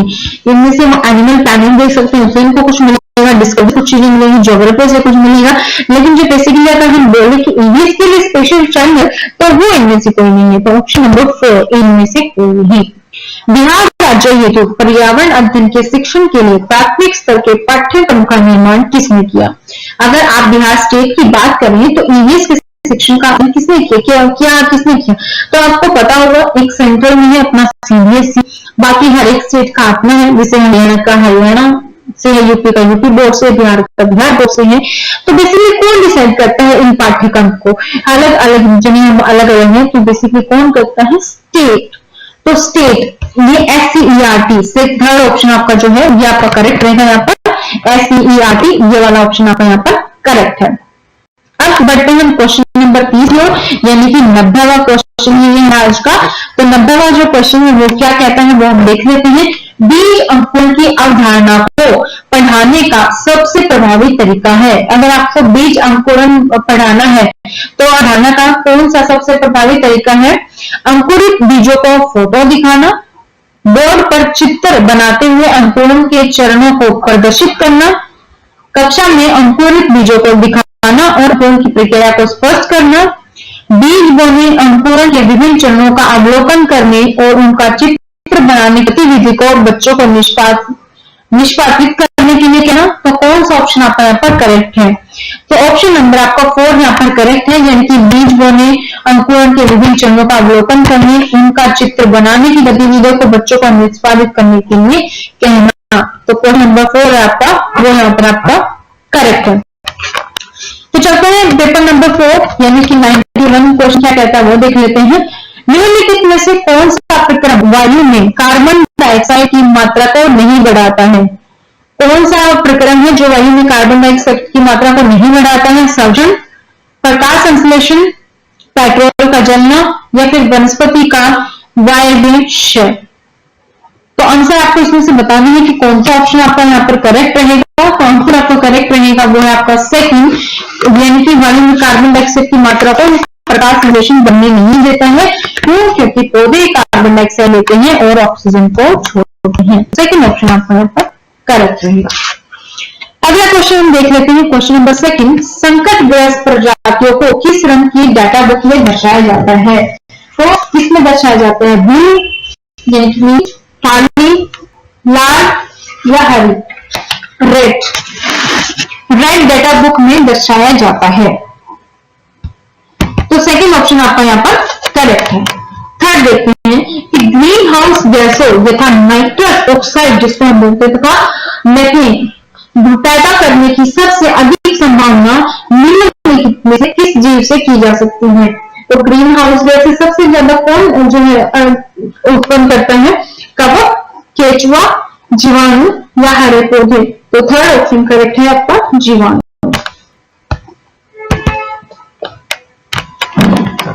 निम्न 3 आर में से किसको पर्यावरण के अनुकूल माना जाता है? कौन सा पर्यावरण के अनुकूल माना जाता है?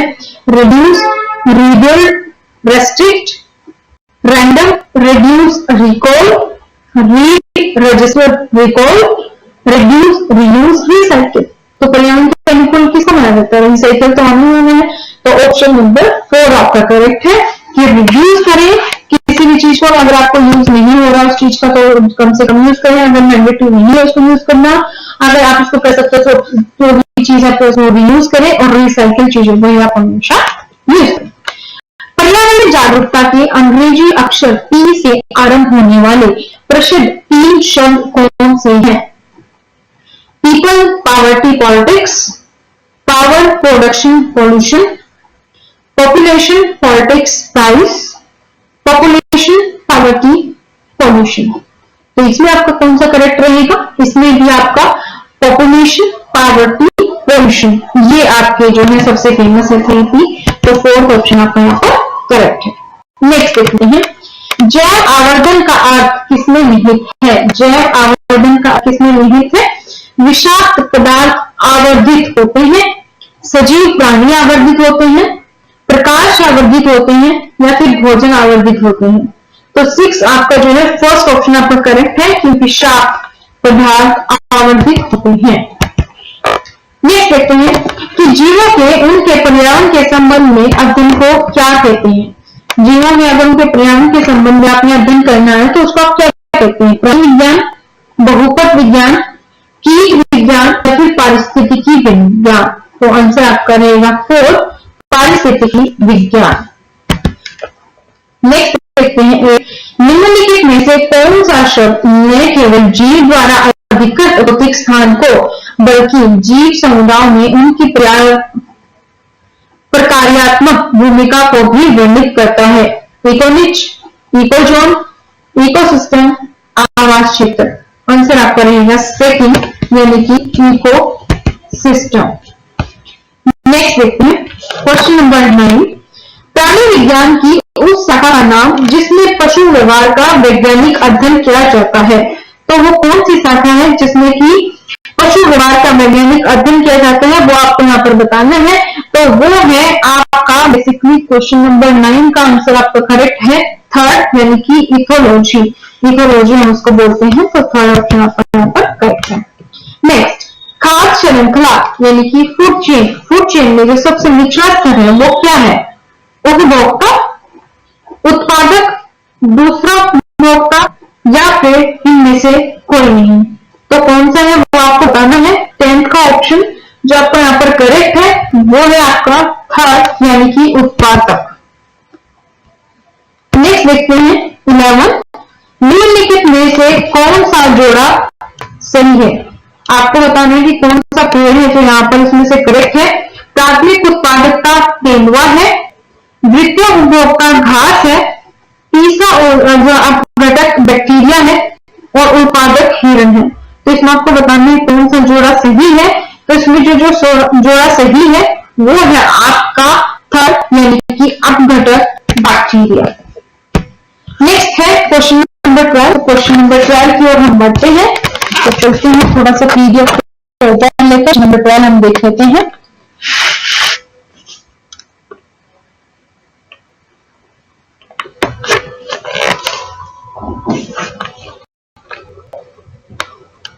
क्वेश्चन नंबर 12 क्या कहता है? एक उत्पादक, एक शाकाहारी और एक मांसाहारी को दर्शाने वाली एक उपयुक्त आहार श्रृंखला में निम्न में से कौन सी है? कौन सी है इसमें? घास, कीट, हाथी, पादप, खरगोश, बाघ, मछली, कीट, है, बाघ, खरगोश, उल्लू। तो कौन सा आपका जो ऑप्शन इसमें करेक्ट रहेगा?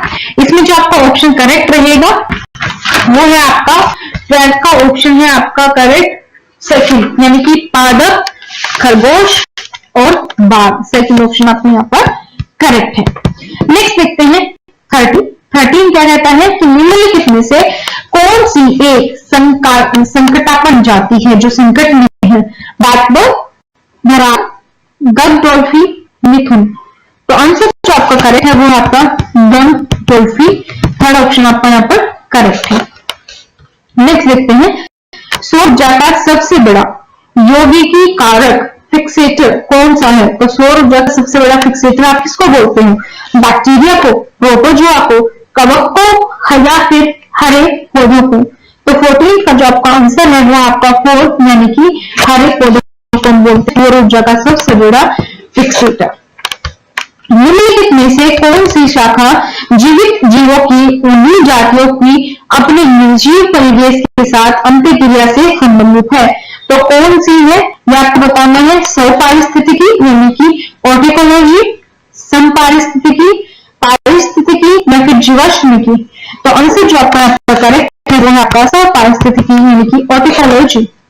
16 देखते हैं, वह वर्णक जो वनस्पति को पराबैंगनी किरणों के दुष्प्रभाव से बचाता है कौन सा है? तो कौन सा वर्णक है जो वनस्पति को पराबैंगनी किरणों से बचाता है? क्या होता है वर्णक? वनस्पति में कौन सा वर्णक होता है? वनस्पति में जो होता है वो होता है आपका कैरोटीनॉइड। कैरोटीनॉइड है जो पराबैंगनी किरणों से बचाता है। जापान में पाया गया यूशु रोग किसके कारण प्रदूषण से संबंधित है? तो कौन सा प्रदूषण से संबंधित है? जापान में पाया गया यूशु रोग, पीसीबी, अम्लवर्मा, कैडमियम या पीएम। तो अम्ल वर्षा यानी कि एसिड रेन तो किससे है?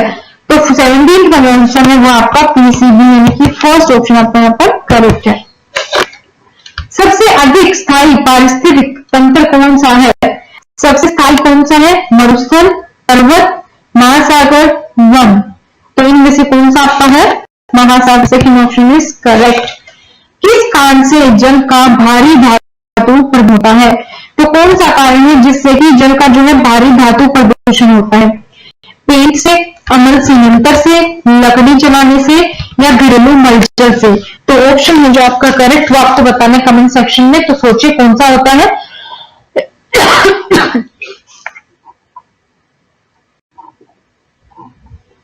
आंसर जो आपका करेक्ट है वो है आपका 4 यानी कि घरेलू मलजल।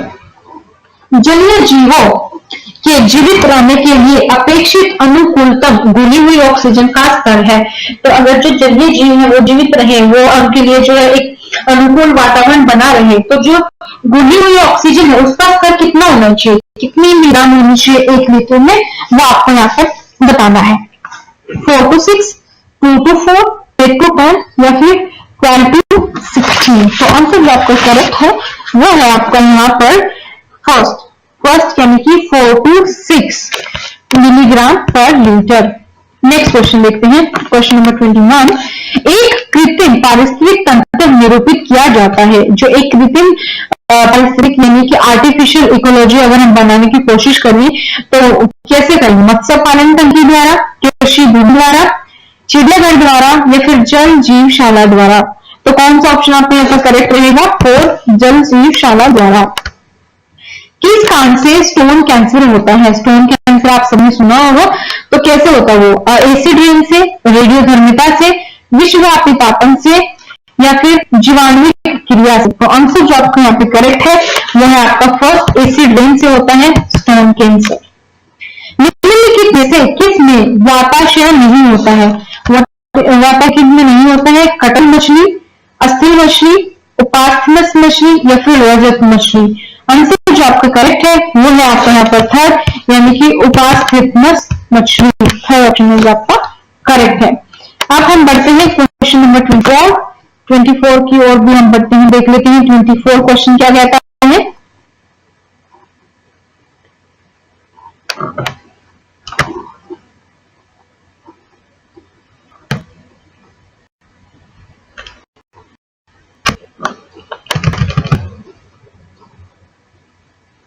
क्वेश्चन नंबर 24 आई गेस नीचे है, तो 1 मिनट हम देख लेते हैं। 24 क्वेश्चन नंबर 24 पेपर नंबर 4 हम कर रहे हैं। यहाँ पर हर एक टेस्ट में 30 क्वेश्चन है, तो टोटल 900 क्वेश्चन हम करने वाले हैं। अब हम प्रैक्टिस जो पेपर है 4 उसके हम 24 क्वेश्चन को हम यहाँ पर देखने वाले हैं। तो 24 क्वेश्चन क्या कहता है, एक सेकंड में एक बार कंफर्म देख लेते हैं कि ये यही है।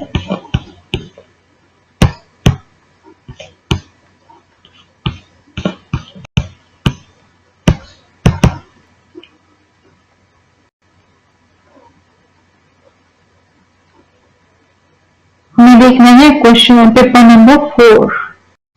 यस, हम नीचे एक स्टेप नीचे चले गए थे। तो 24 क्वेश्चन क्या कहता है, निम्नलिखित में से कौन सा जंतु स्तनपायी नहीं है? तो कौन सा जंतु स्तनपायी नहीं है?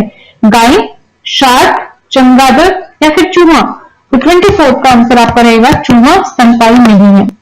निम्नलिखित में से कौन सा जंतु प्राशर्व ध्वनि को सुन सकता है? राष्ट्रीय ध्वनि को कौन सा जंतु सुन सकता है? चूहा, बिल्ली, गिलहरी, चमगादड़। तो आंसर जो आपका यहाँ पे करेक्ट रहेगा वो रहेगा आपका फोर्थ यानी कि चमगादड़।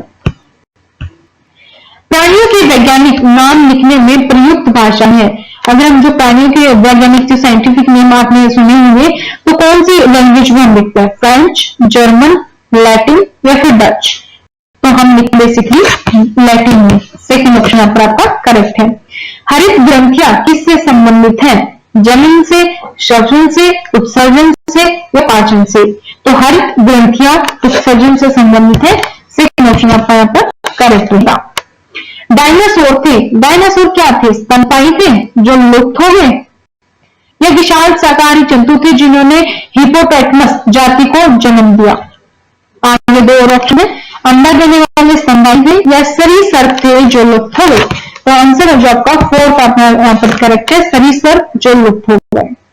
29 पर मछलियों के जैविक नियंत्रण के लिए निम्नलिखित में से किसका प्रयोग किया जाता है? तो नटों का जो जैविक नियंत्रण है उसके लिए किसका उपयोग किया जाता है? डीडीटी, तेल, विलेप, गंबूसिया। तो कौन सा ऑप्शन आपका यहाँ पर करेक्ट रहेगा? आपका ऑप्शन जो करेक्ट रहेगा वो है गंबूसिया। सेकेंड ऑप्शन आपका यहाँ पर करेक्ट है। 30 क्वेश्चन, जीवित कोशियों में रेडियोधर्मी तत्वों का पता किस तकनीक से लगाया जा सकता है? अपकेंद्रण, वर्णलेखिकी, क्रोमैटोग्राफी या फिर सविकिरणीय चित्रण, ऑटो रेडियोग्राफी या उपरोक्त सभी? तो आंसर है आपका थर्ड, सविकिरणीय चित्रण या ऑटो रेडियोग्राफी। थर्ड ऑप्शन आपका यहाँ पर करेक्ट है। प्रैक्टिस पेपर 5 हम देख लेते हैं यहाँ पर कि क्वेश्चन नंबर फर्स्ट जो आपका है वो क्या कहता है, यानी कि हम एक तरीके से हम कर रहे हैं 121 क्वेश्चन। 120 क्वेश्चन हम ऑलरेडी कर चुके हैं, 121वें क्वेश्चन पर अब हम हैं। खाद्य श्रृंखला के अनुसार सर्वाहारी जीव है, जो खाद्य श्रृंखला है, फूड चेन है, उसके अकॉर्डिंग और हम पूछा जाए कि सर्वाहारी जीव कौन से हैं तो वो आपको बताना है। तो मनुष्य इनमें से सर्वाहारी जीव है, तो ऑप्शन आपका यहाँ पर करेक्ट है। वायुमंडल की सबसे निचली परत कौन सी है? जो निचली परत है, संपात मंडल, आयनदल, शोभ मंडल या फिर शोभ सीमा? तो आंसर क्या है? शोभ मंडल सबसे निचली परत है। सुंदरलाल बहुगुणा कौन थे? सुंदरलाल बहुगुणा पर्यावरण संरक्षक थे, लेखक थे, मुख्यमंत्री थे, राजनेता थे? तो ये बेसिकली क्या थे? पर्यावरण संरक्षक। ये ऑप्शन। कीट की पहचान अन्य जीवधारी से उसके पास क्या होने से की जा सकती है? कीट कैसे होंगे? 2 जोड़े होंगे, 3 जोड़ी टांगे होंगी, ट्राकिया होगा या फिर ये सभी होंगे? तो कीट की पहचान अगर आपको करनी है तो उसके 3 जोड़ी टांगे होती है। सेकंड ऑप्शन आपका यहाँ पर करेक्ट है। एक पूर्वज डीएनए प्रौद्योगिकी प्रयोग में डीएनए खंडों को जोड़ने वाला उत्तरदायी एंजाइम, तो एंजाइम आपको बताना है कौन सा है एंजाइम है वो basically restriction endonuclease, reverse transcriptase, ligase, DNA polymerase. तो कौन सा ऑप्शन आपका करेक्ट रहेगा? ये आपका यहाँ पर इसमें से करेक्ट है, रेस्ट्रिक्शन एंडोन्यूक्लियस। यकृत से संचारित होने के बाद रक्त में किसकी मात्रा अधिक होगी? अगर यकृत से संचारित होगा तो उसके बाद रक्त में किसकी मात्रा अधिक होगी? यूरिया की, ऑक्सीजन की, लाल रुधिराणु की, कार्बोहाइड्रेट की? तो आंसर आपका रहेगा सी यानी कि यूरिया की। आंखों में पुतली के व्यास को बदलने की क्षमता होती है। आंखों में पुतली के व्यास को बदलने की क्षमता होती है तो उसको आप किससे होती है? विट्रियम ह्यूमर से, एक्वेस ह्यूमर में, सिलियरी पेशियों में या फिर आइरिस में? तो जो ये क्षमता होती है ये होती है आपकी आइरिस में, यानी कि फोर्थ ऑप्शन आपका यहाँ पर करेक्ट है। निम्नलिखित में से मुख्य रूप से किसकी कमी से अनीमिया रोग होता है? विटामिन ए, वसा, लोह तत्व या फिर प्रोटीन? या आप बचपन से पढ़ते हुए आ रहे हैं तो जो लोह तत्व है उसकी कमी से अनीमिया रोग हो जाता है। मच्छरों द्वारा फैलने वाला रोग है, मच्छर द्वारा फैलने वाला रोग कौन सा है? तपेदिक, डेंगू, खसरा, चेचक? आंसर आपको पता ही है डेंगू, पूरा बहुत मिल ही रहा है तो आपको डेंगू आंसर है थर्ड। लेह लद्दाख का मुख्य जीव है, लेह लद्दाख में मुख्य जीव कौन सा है? गाय, हाथी, याक या फिर ऊंट? तो आंसर आपका यानी कि याक।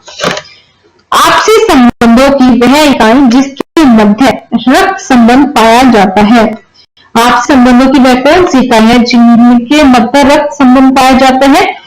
समूह, परिवार, समुदाय, संप्रदाय। तो आंसर आपका यहाँ पर करेक्ट रहेगा थर्ड, यानी कि परिवार। नेक्स्ट क्वेश्चन है कि किसी जीव जाति की आबादी में उत्परिवर्तित जीन के फैलने की संभावना तब होती है जब यह प्रबल होता है, सुख होता है, इसका प्राकृतिक चयन हो जाता है, या फिर यह न प्रबल होता है और न ही सुप्त होता है। तो आंसर जो आपका यहाँ पे रहेगा वो क्या रहेगा? इसका आंसर रहेगा इसका प्राकृतिक चयन हो जाता है, यानी कि थर्ड ऑप्शन आपका करेक्ट है। अगला देखते हैं क्वेश्चन नंबर 30। निम्नलिखित में से किस पदार्थ में बायोगैस का निर्माण होता है? तो बायोगैस का निर्माण किस में होता है?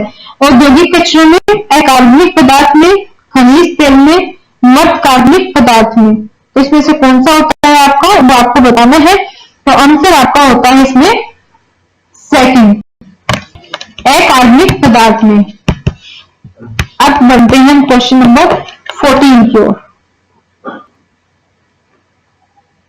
क्वेश्चन नंबर 14 की ओर बढ़ते हैं। तो क्वेश्चन नंबर 14 देखते हैं क्या है। ओके,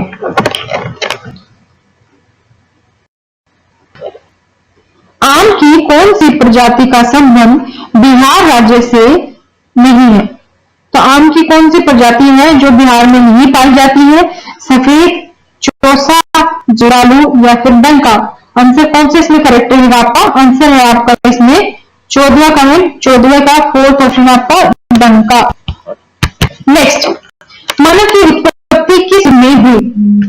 पैलियोसीन युग में, मायोसीन युग में, प्लासियोसीन युग में या फिर ओलिगोसीन युग में? आंसर आपको इसमें आना है। तो आंसर आपका है थर्ड, यानी कि प्लासियोसीन युग में। थर्ड ऑप्शन आपका इसमें करेक्ट है। अगला क्वेश्चन, छात्रों की विशेष अधिगम संबंधी समस्या का ज्ञान होता है इकाई परीक्षण में, वस्तुनिष्ठ परीक्षण से, निबंधात्मक परीक्षण से या फिर निबंधात्मक परीक्षण से? तो आंसर आपका जो करेक्ट होगा वो होगा ए, इकाई परीक्षण से। नेक्स्ट, आसपास की किसी समस्या के समाधान हेतु कौन सी विधि सर्वोत्तम है? तो कौन सी विधि सर्वोत्तम है आपको यहाँ पर बताना है। तो विधि क्रियात्मक अध्ययन इसमें सर्वोत्तम है। नेक्स्ट क्वेश्चन है, सतत एवं व्यापक मूल्यांकन का प्रमुख उद्देश्य है। तो ये सतत एवं व्यापक मूल्यांकन है, इसका प्रमुख उद्देश्य क्या है? गुणात्मक, निगमनात्मक या इनमें से कोई नहीं। तो आंसर जो आपका है वो है आपका परिणामात्मक, थर्ड ऑप्शन। पर्यावरण अध्ययन में अति परीक्षण के गुण हैं वैधता, सहजता, वस्तुनिष्ठता या फिर इनमें से कोई नहीं। तो आंसर आपका रहेगा इसमें से कोई नहीं, फोर्थ ऑप्शन आपका यहाँ पर करेक्ट है। पर्यावरण अध्ययन एकीकृत विषय के रूप में किस कक्षा तक पढ़ाया जाता है? 5 तक, 3 तक, 8 तक, पूर्व प्राइमरी तक। तो पर्यावरण अध्ययन अगर आप एकीकृत विषय में पढ़ाते हो, एक स्पेशल सब्जेक्ट के रूप में पढ़ाते हो, तो वो आप पढ़ाते हो 5th तक, कक्षा 5 तक। तो आपका सब्जेक्ट का प्रश्न देखने को मिल जाता है साइंस में। तो पर्यावरण अध्ययन की पाठ्य सामग्री में पहेलियां शामिल करने का निम्नलिखित में से कौन सा उद्देश्य नहीं है? ये आपको बताना है। बच्चों के मस्तिष्क को भ्रमित करना, उन्हें इस ब्रह्म का आनंद उठाने देना, सृजनात्मक चिंतन विकसित करना, आलोचनात्मक चेतन शक्ति विकसित करना या फिर तर्क शक्ति का विकास। तो इसमें से जो आपका करेक्ट रहेगा आंसर वो आपको कि कौन सा है? तो ऑप्शन, बच्चों के मस्तिष्क को भ्रमित करना और उन्हें इस भ्रम का आनंद उठाने देना। तो ये आपका ऑप्शन यहाँ पर आपका करेक्ट है। योजना विधि के मुख्य सोपान है। योजना विधि के मुख्य सोपान क्या है? आंकड़ों का संकलन, समस्या की पहचान, निष्कर्ष, समाधान या फिर समस्या की पहचान, आंकड़ों का संकलन, निष्कर्ष, समाधान या फिर आंकड़ों का संकलन, निष्कर्ष, समस्या की पहचान, समाधान, समस्या की पहचान, निष्कर्ष, आंकड़ों का संकलन, समाधान। आंसर जो आपका करेक्ट है वो है आपका सेकंड, समस्या की पहचान, आंकड़ों का संकलन, निष्कर्ष, समाधान। अंग्रेजी की कई का पर्यायवाची है उपागम, अधिगम, पाठ्यक्रम, परिचर्चा। तो कौन सा ऑप्शन आपका यहाँ पर करेक्ट रहेगा? आपका रहेगा सेकंड, पाठ्यक्रम। निम्नलिखित में से कौन सा रचनात्मक आकलन फॉर्मेटिव असेसमेंट के लिए उचित उपकरण नहीं है? तो फॉर्मेटिव असेसमेंट के लिए कौन सा उचित उपकरण नहीं है? स्तर परीक्षा, मौखिक परीक्षा या दो ऑप्शन और है, वो भी हम यहाँ पर देख लेते हैं।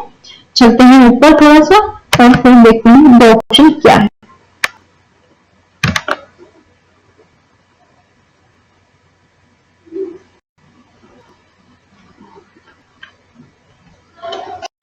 प्रश्नोत्तरी और खेल या फिर दत्त कार्य। तो आंसर ये इसमें आपका करेक्ट है, वो है आपका दत्त कार्य।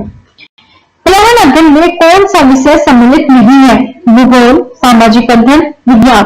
तीनों में मिलेगा, जो नहीं है इंक्लूड वो क्या है आपका? वो भी 25 का 4 ऑप्शन आपका करेक्ट है। बिहार राज्य में पर्यावरण अध्ययन की पाठ्य पुस्तक का निर्माण किसने किया? तो किसने किया? स्टेट में, SCERT ने। नेक्स्ट देखते हैं 27। पर्यावरण अध्ययन शिक्षण हेतु अध्यापक को किस विधि के उपयोग से बचना चाहिए? व्याख्यान विधि, योजना विधि, समस्या समाधान विधि या फिर भिन्न विधि? तो आंसर यहाँ पर सेकंड, योजना विधि। पर्यावरण अध्ययन का प्रमुख उद्देश्य है पर्यावरण से सामंजस्य बना के रखना आपको, या फिर तीन ऑप्शन और है, वो भी हम देख लेते हैं कि क्या है तीन ऑप्शन। तीन ऑप्शन में है आपका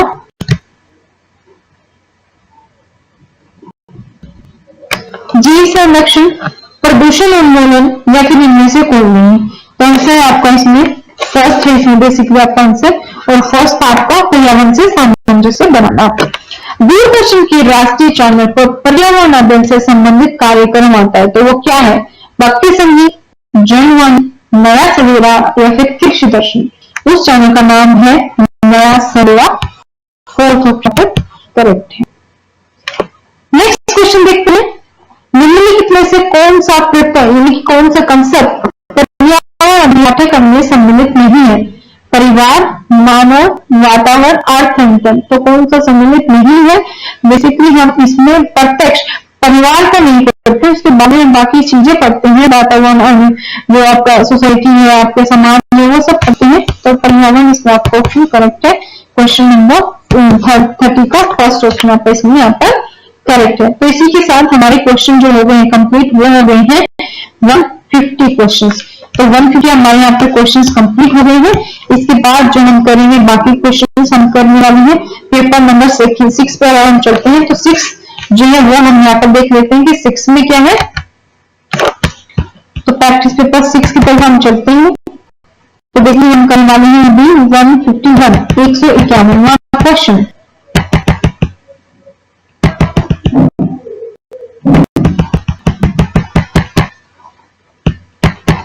तो चलते हैं 151 क्वेश्चन की तरफ।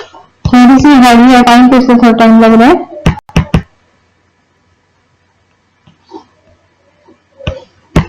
क्वेश्चन नंबर फर्स्ट है, जल प्रदूषण यानी कि वाटर पोल्यूशन को मापने के लिए निम्नलिखित में से कौन सी परीक्षा ली जाती है? Biomedical oxygen demand, biochemical oxygen demand, biomechanical oxygen demand या फिर उपयुक्त में से कोई नहीं। तो आपका जो ऑप्शन है आपको बताना है कि कौन सी परीक्षा ली जाती है, जल प्रदूषण को कैसे मापते हैं। जैसे कि अभी जो दिल्ली का में बोला गया था कि यहाँ पर जो पानी है वो पीने लायक नहीं है, लेकिन फिर आप पार्टी ने बोला था, सेंट्रल गवर्नमेंट ने, कि नहीं है। तो वो किस प्रक्रिया से मापते हैं वो आपको यहाँ पर बना है। तो option number 3 is correct, biomechanical oxygen demand से मापा जाता है। वायुमंडल में कार्बन डाइऑक्साइड की प्रतिशत कितनी है? तो कितना प्रतिशत है कार्बन डाइऑक्साइड? ये है 0.03। तो वायुमंडल में जो कार्बन डाइऑक्साइड है वो मुख्यतः कहाँ होती है? जंगल अग्नि से होती है, जीवों के श्वसन से, सूक्ष्म जीवों की क्रियाओं से या फिर कारखानों के धुएं से। तो ये बेसिकली जीवों के श्वसन से होती है कार्बन डाइऑक्साइड। जो हम सांस लेते हैं तो कार्बन डाइऑक्साइड हम छोड़ते हैं। पृथ्वी पर ओजोन परत लगभग कितनी ऊंचाई पर है? जो पृथ्वी पर जो ओजोन परत है वो कितनी ऊंचाई पर है, ये आपको बताना है। तो ओजोन परत की जो ऊंचाई है वो है आपकी 25 से 40 किलोमीटर। तो आंसर 3 आपका ऑप्शन यहाँ पर करेक्ट हो जाएगा। निम्नलिखित में से कौन सी सबसे महत्वपूर्ण ग्रीन हाउस गैस है? तो ग्रीन हाउस गैस किसको बोलते हैं? CH4, ओजोन, कार्बन डाइऑक्साइड या फिर नाइट्रस ऑक्साइड? आंसर जो आपका रहेगा वो रहेगा आपका कार्बन डाइऑक्साइड। कार्बन डाइऑक्साइड यानी कि CO2 को हम बोलते हैं ग्रीन हाउस गैस। प्रदूषण को रोका जा सकता है। प्रदूषण को कैसे रोका जा सकता है? वाहित मल के सुधार से, विद्युत चालित वाहनों के निर्माण व प्रयोग से, परमाणु विस्फोट को रोककर या सभी से। तो प्रदूषण को जो रोका जा सकता है वो आप तीनों ही जो उपरोक्त ऑप्शन है वो करेक्ट है। तो ऑप्शन नंबर 4 आपका यहाँ पर करेक्ट रहेगा। नेक्स्ट क्वेश्चन की ओर बढ़ते हैं। तो प्रकाश रासायनिक स्मोक के प्रभाव से वातावरण में कार्बन डाइऑक्साइड का स्तर घटता है, ओजोन स्तर का विघटन होता है, ओजोन स्तर और घना होता है और कार्बन डाइऑक्साइड का स्तर बढ़ता है। तो आंसर जो आपका यहाँ पर करेक्ट है वो है आपका सेकंड। तो जैसे जैसे स्मोक होगा ओजोन स्तर का विघटन होता है। Second option is correct. Next question देखते हैं। पृथ्वी के वायुमंडल में ओजोन की उपस्थिति गत वर्षों में पृथ्वी का औसत तापमान बढ़ाने का कारण बनती है, लाभदायी है क्योंकि जेट विमानों के यात्रियों को O2 की आवश्यकता होती है, प्रकाश संश्लेषण की दर को कम करती है, या फिर पृथ्वी पर यूवी यानी कि अल्ट्रा जो किरणें होती हैं, अल्ट्रावायलेट किरणों के प्रभाव को कम करती हैं। तो ऑप्शन जो है आपका यहाँ पे करेक्ट रहेगा वो आपका डी है। तो ओजोन क्या करता है? यूवी किरणों को नीचे नहीं आने देता है, उसको प्रभाव को कम करता है। पर्यावरण में होने वाली परिवर्तनों के अध्ययन से संबंधित है। जो पर्यावरण में जो भी अध्ययन होते हैं वो किससे संबंधित है? यूजीसी करता है, CSIR करता है, NERI करता है या फिर DST करता है? तो आंसर जो आपका करेक्ट रहेगा वो है आपका NEERI ये सेकंड करता है। इसकी फुल फॉर्म क्या है वो आप मुझे कमेंट सेक्शन में कमेंट करके बताएंगे। महानगरों में प्रमुख वायु प्रदूषक है। महानगरों में जो वायु प्रदूषण होता है वो किसके कारण होता है? Carbon monoxide, ozone, sulphur dioxide, sulphur परागकण किससे होता है? बेसिकली ये आपको बताना है। तो बेसिकली होता है कार्बन मोनोऑक्साइड से, CO।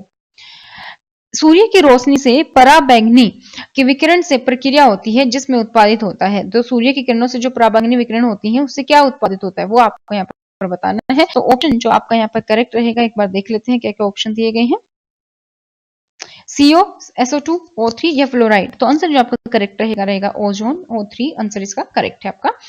विश्व में प्रकाश रासायनिक स्मोक प्रथम बार कहां पर प्रेक्षित किया गया? तो प्रथम बार यानी कि फर्स्ट टाइम जो स्मोक रासायनिक स्मोक स्थापित किया गया वो कहां किया गया वो आपको यहाँ पर बताना है। तो आंसर जो आपका होगा वो होगा आपका लॉस एंजल्स, यानी कि सेकंड ऑप्शन आपका करेक्ट है। सामान्यतः उपयोग में एक सेकेंड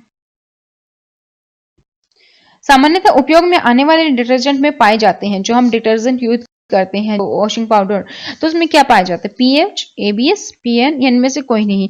तो ऑप्शन आपका जो है करेक्ट थर्ड ABS पाया जाता है। नेक्स्ट क्वेश्चन देखते हैं। निम्नलिखित में से कौन प्रदूषक शंख, सीपी आदि में रहकर प्राणियों के लिए सर्वाधिक हानिकारक होते हैं? तो कौन से हानिकारक होते हैं? ये होते हैं आपका फर्स्ट यानी कि copper and zinc. First option आपका यहाँ पर करेक्ट है।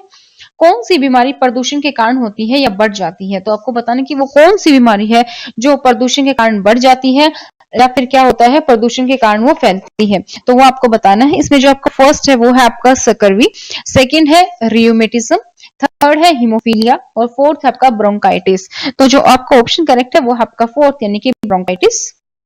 नेक्स्ट देखते हैं। जल प्रदूषण का प्रमुख कारक है। तो वाटर पोल्यूशन का प्रमुख कारक क्या है? धुआं, साबुन, औद्योगिक त्याज्य या फिर अमोनिया?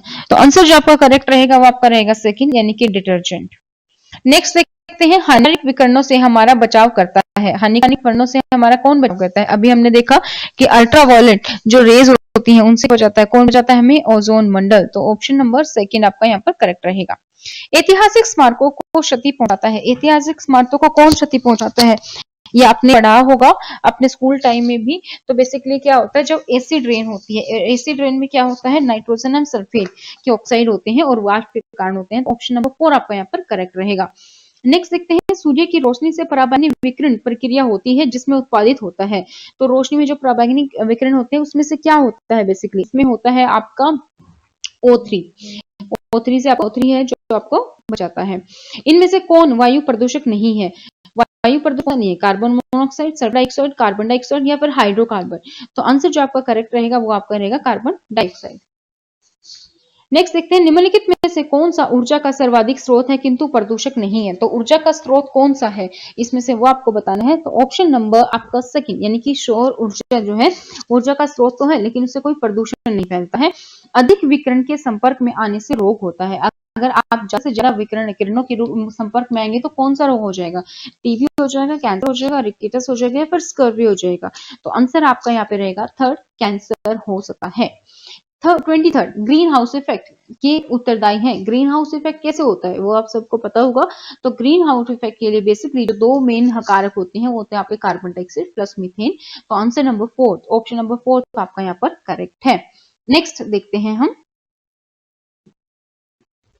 अब हम चलते हैं नेक्स्ट पेज पे। 24 हमारा क्वेश्चन नंबर है, वो हम यहाँ पर देखते हैं।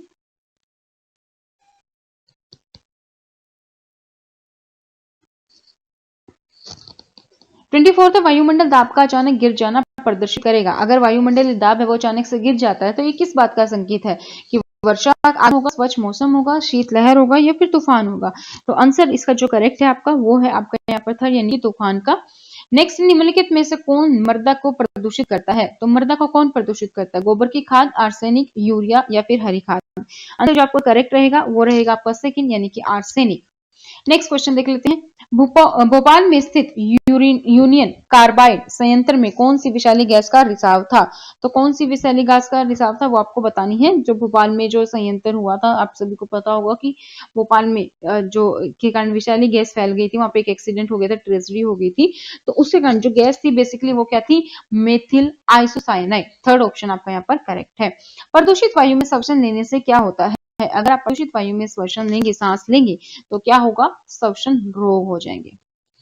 अम्ल वर्षा का मुख्य अवयव है। तो अम्ल वर्षा का मुख्य अवयव क्या है? अम्ल वर्षा क्यों होती है? क्या है इसमें मेन? हाइड्रोक्लोरिक, सल्फ्यूरिक, एसिटिक और कार्बनिक। तो सल्फ्यूरिक और नाइट्रेट होते हैं। नाइट्रेट ऑप्शन नहीं दिया गया है, तो ऑप्शन नंबर सेकंड यानी कि सल्फ्यूरिक अम्ल आपका ऑप्शन यहाँ पर करेक्ट रहेगा।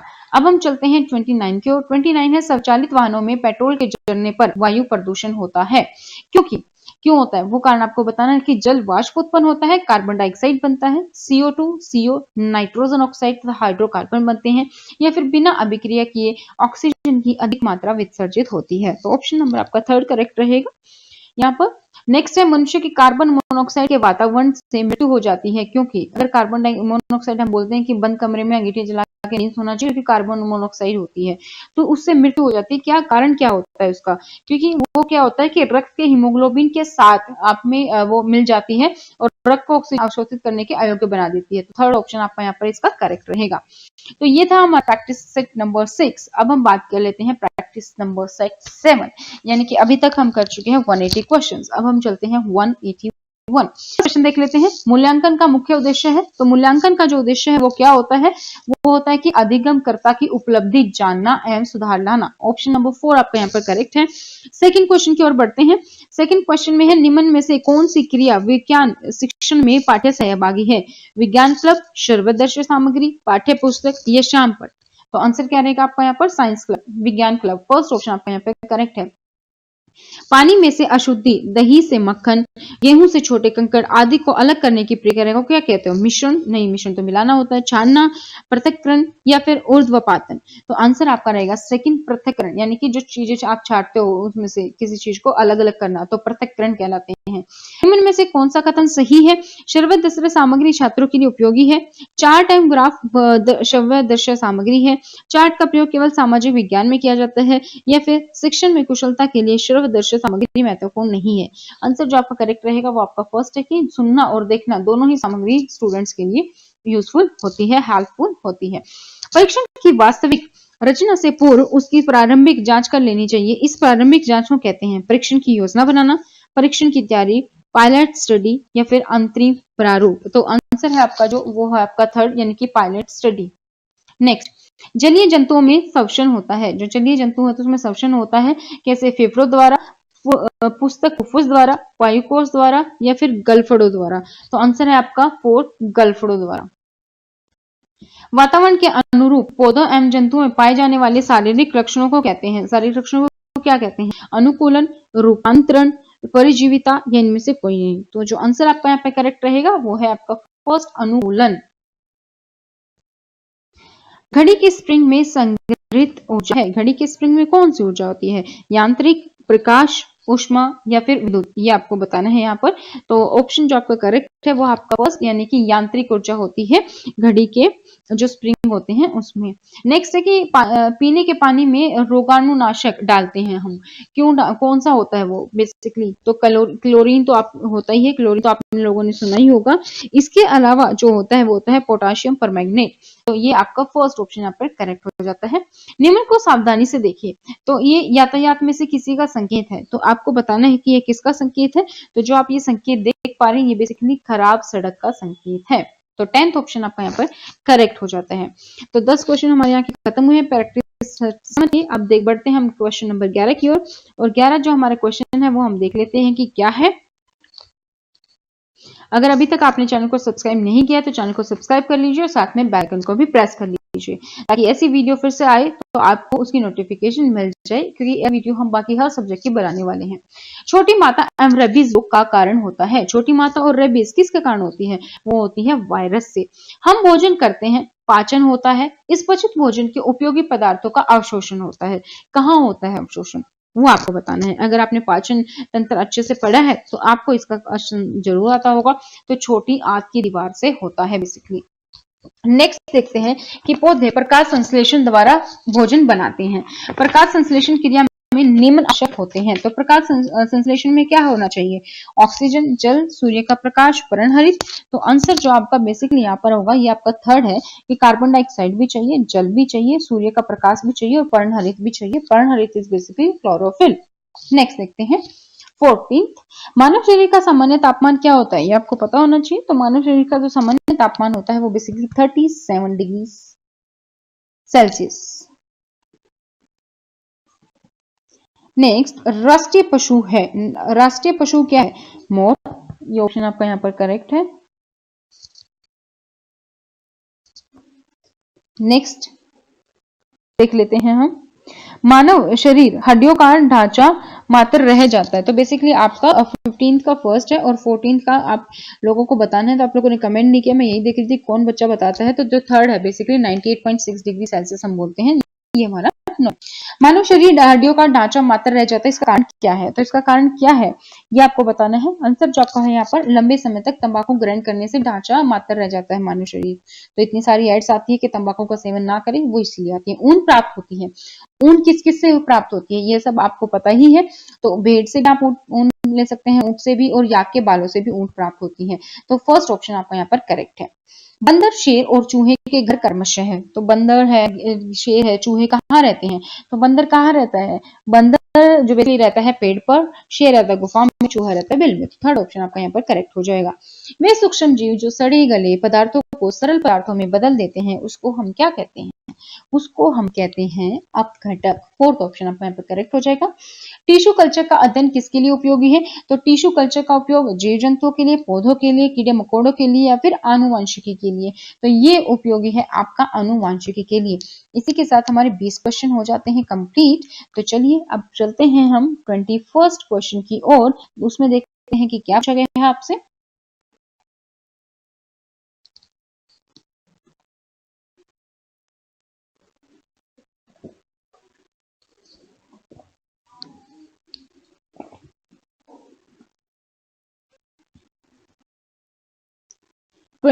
फर्स्ट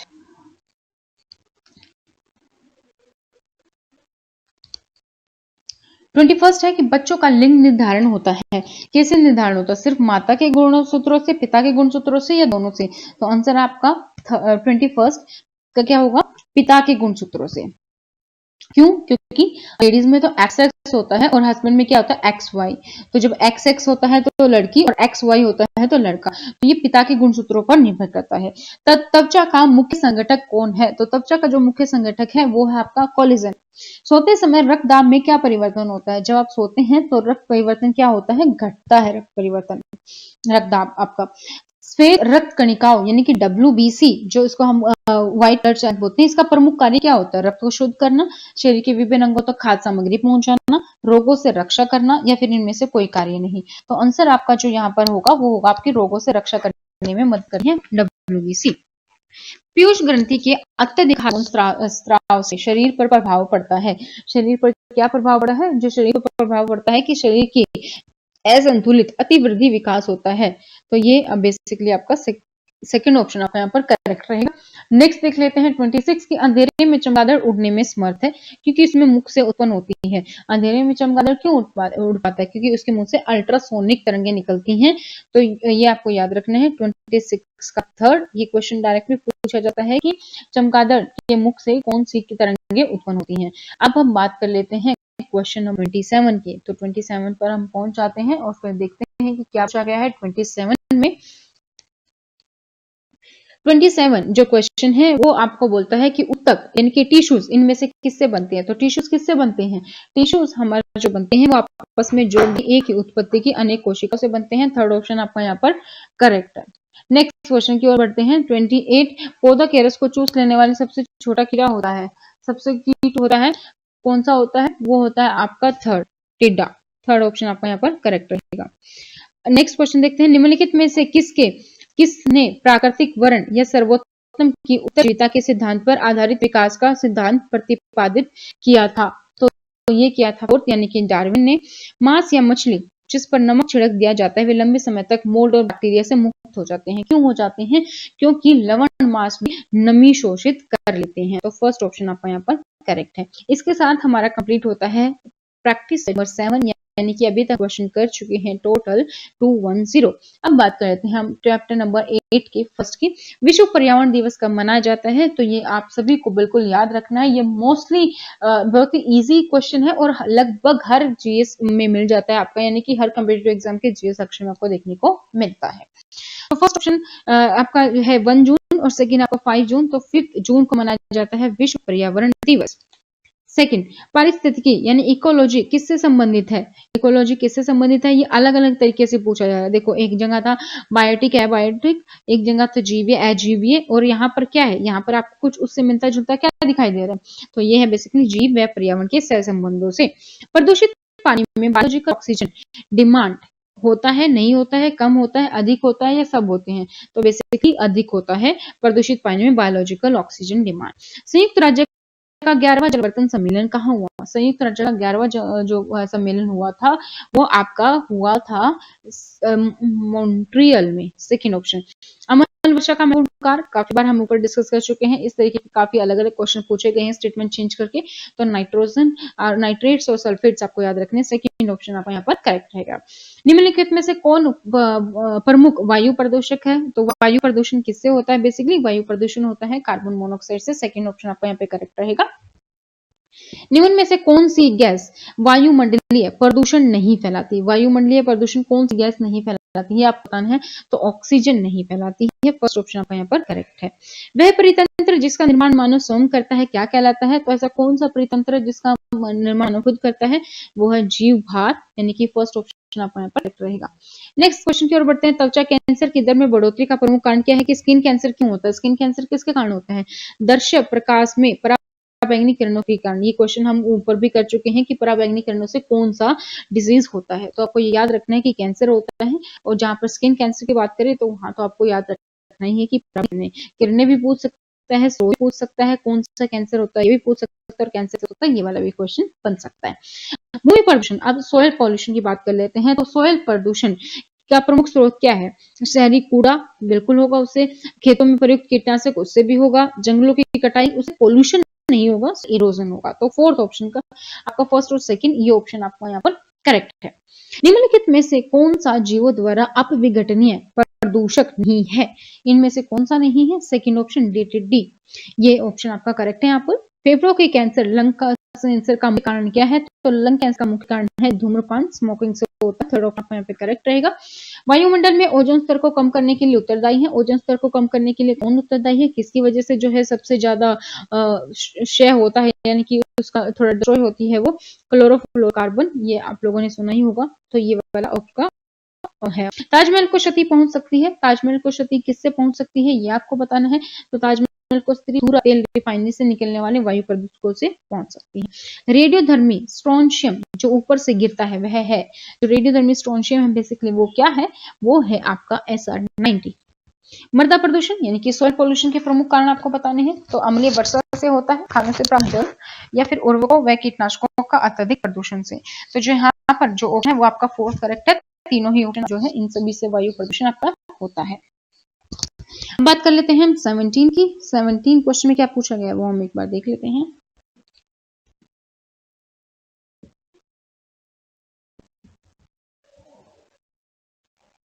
क्या 17 क्वेश्चन पे पहुंचते हैं और फिर हम देखते हैं कि क्या पूछा गया है।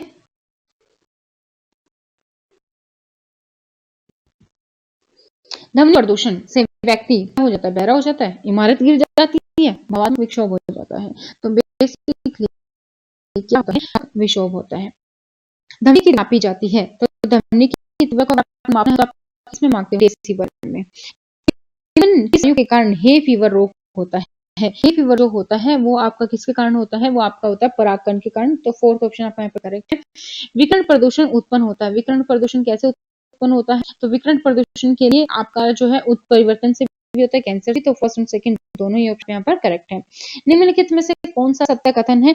अम्ल वर्षा संगमरमर को भी प्रभावित करती है, नाइट्रोजन और फसल की उत्पादकता को कम करता है, अम्ल वर्षा से मिट्टी और जलवाष्प से प्रदूषित होता है, या उपरोक्त सभी।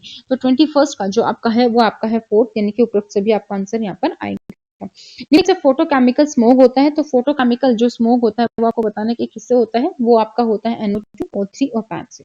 ब्लू बेबी रोग, ब्लू बेबी डिसीज किस कारण होता है, तो ब्लू बेबी डिसीज की अगर हम बात करें तो ब्लू बेबी डिसीज होता है वायु में नाइट्रेट की अधिकता से। पृथ्वी के वायुमंडल में उपस्थित ओजोन स्तर यानी कि O3 के रिगार्डिंग आपका कौन सा सेंटेंस सही है वो आपको यहाँ पर बताना है। तो जो सेंटेंस सही है वो आपका है फर्स्ट, पराबैंगनी किरणों के प्रवेश को कम करता है। नेक्स्ट देख लेते हैं 25।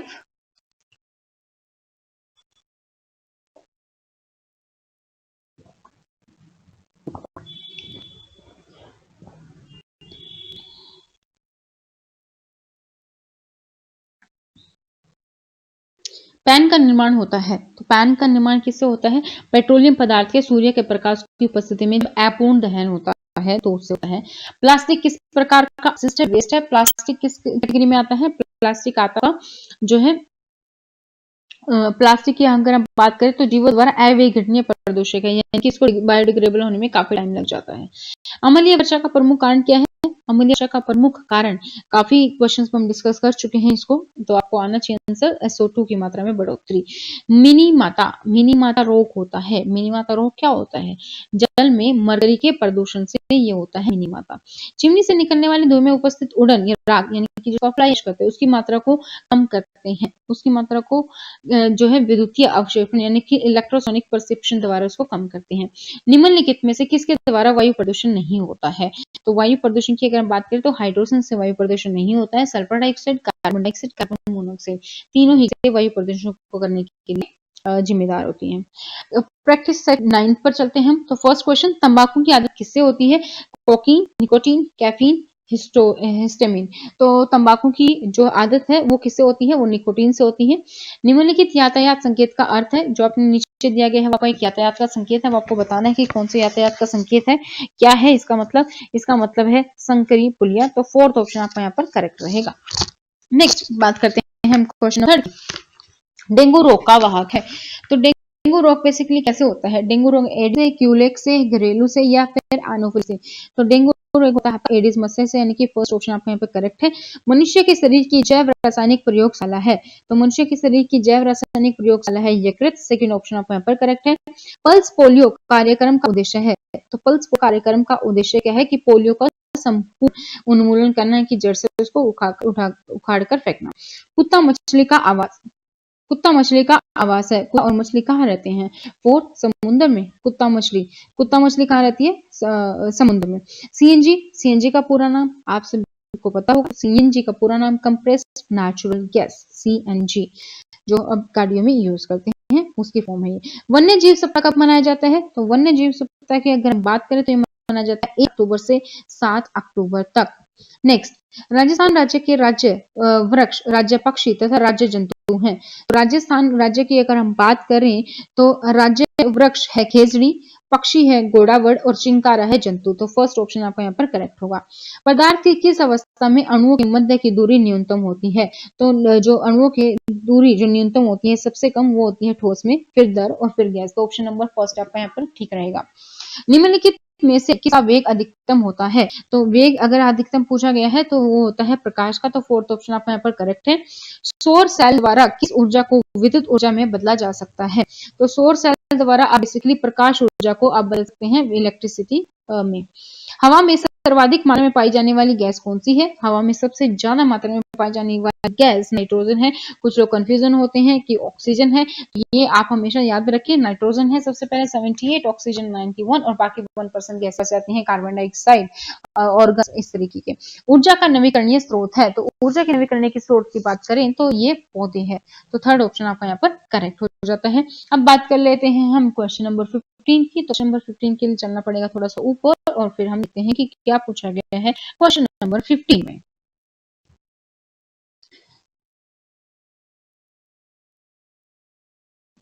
ओजोन परत मिलती है। ओजोन परत कहाँ मिलती है? ओजोन परत मिलती है आपकी स्ट्रेटोस्फीयर में। निम्न तापक्रम पर किस जंतु की प्रसूति यानी कि डोरमेंसी को कहते हैं? निम्न तापक्रम पर किसी जंतु की प्रसूति को आप क्या कहते हैं? उसको आप जो नाम देते हैं वो नाम है हाइबरनेशन। कीमती प्रवाल यानी कि कोरल्स किस संघ से संबंधित है? तो कोरल्स किस संघ से संबंधित है आपको यहाँ पर बताना है। तो कोरल्स सिलेंड्रेटा यानी कि थर्ड ऑप्शन यहाँ पर करेक्ट रहेगा। लाइसोसोमस क्या है बेसिकली? लाइसोसोम्स। तो लाइसोसोम्स अगर आपने सुना है तो ये पाचन केंद्र में इस टर्म को लिया जाता है नाम। निम्नलिखित में से कौन सा कथन गलत है? इसमें आपको ध्यान से बताना है कि कौन सा कथन गलत है। माइटोकॉन्ड्रिया सेलुलर ऑक्सीजन का केंद्र है। थायराइड ग्रंथि से इंसुलिन स्रावित होता है, ये लिखा गया है। या फिर सेंट्रोजोम कोशिका विभाजन प्रारंभ करती है, या फिर मिथेसिस युग्मक निर्माण के दौरान घटित होता है। तो ऑप्शन जो आपको यहाँ पर करेक्ट है वो आपका सेकंड है, थायराइड ग्रंथि से इंसुलिन स्रावित होता है। नेक्स्ट, निम्नलिखित में से किस प्रकार के कोशिका विभाजन में गुणसूत्रों का विनिमय होता है? तो ये आपका ऑप्शन बनाना है, ये है आपका यहाँ पर सेकंड ऑप्शन अर्धसूत्री विभाजन, ये आपका करेक्ट है। यहाँ पर विकास की प्रक्रिया में पृथ्वी पर उत्पन्न हुए जंतुओं के आधार पर जंतु समूह का सही क्रम आपने बताना है। तो सही क्रम अगर आप बात करेंगे तो प्रोटोजोआ, पोरीफेरा, सिलेंट्रा, एनिलिडा, तो ये सेकंड ऑप्शन आपका यहाँ पर करेक्ट रहेगा। किसके दूध में वसा अधिक होती है? गाय में, भैंस में, ऊंट में या फिर रेंडियर में? तो वसा की अगर हम बात करें फैट की तो रेंडियर के दूध में फैट में ज्यादा होता है। एक व्यक्ति में माइटोकॉन्ड्रिया का डीएनए व्युत्पन्न होता है, तो कैसे होता है? ये आपका माता से। पलवमान जीन यानी कि जंपिंग जीन सिद्धांत का प्रतिपादन किसने किया? तो इसका प्रतिपादन जो किया उनका नाम था बारबरा हंटिंगटन।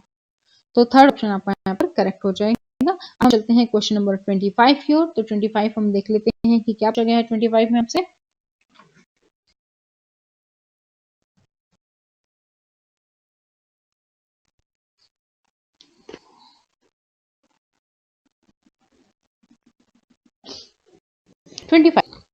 यदि मानव वृद्धि हार्मोन जीन का उपयोग करके ऐसा चूहा पैदा किया जाए जो चूहे के सामान्य आकार से 8 गुना हो, तो इस तकनीक को क्या कह सकते हैं आप? इस तकनीक को जो आप नाम देंगे वो देंगे अंकुरण, यानी कि फर्स्ट ऑप्शन आपका यहाँ पर करेक्ट है। सर्पों की विष ग्रंथियां किसकी समान है? तो सर्पों की जो विष ग्रंथियां वो किसकी समान है? ऑप्शन नंबर 4 आपका यहाँ पर करेक्ट रहेगा। तो ऑप्शन नंबर 4 है आपका केशरी परिणाम की लाल ग्रंथियां। नेक्स्ट पढ़ लेते हैं हम 27 में क्या पूछा गया है। सूची 1 और सूची 2 का समीकरण करना है आपको, और सूचियों के नीचे दिए गए कूटों का उपयोग करके सही उत्तर का आपको चयन करना है।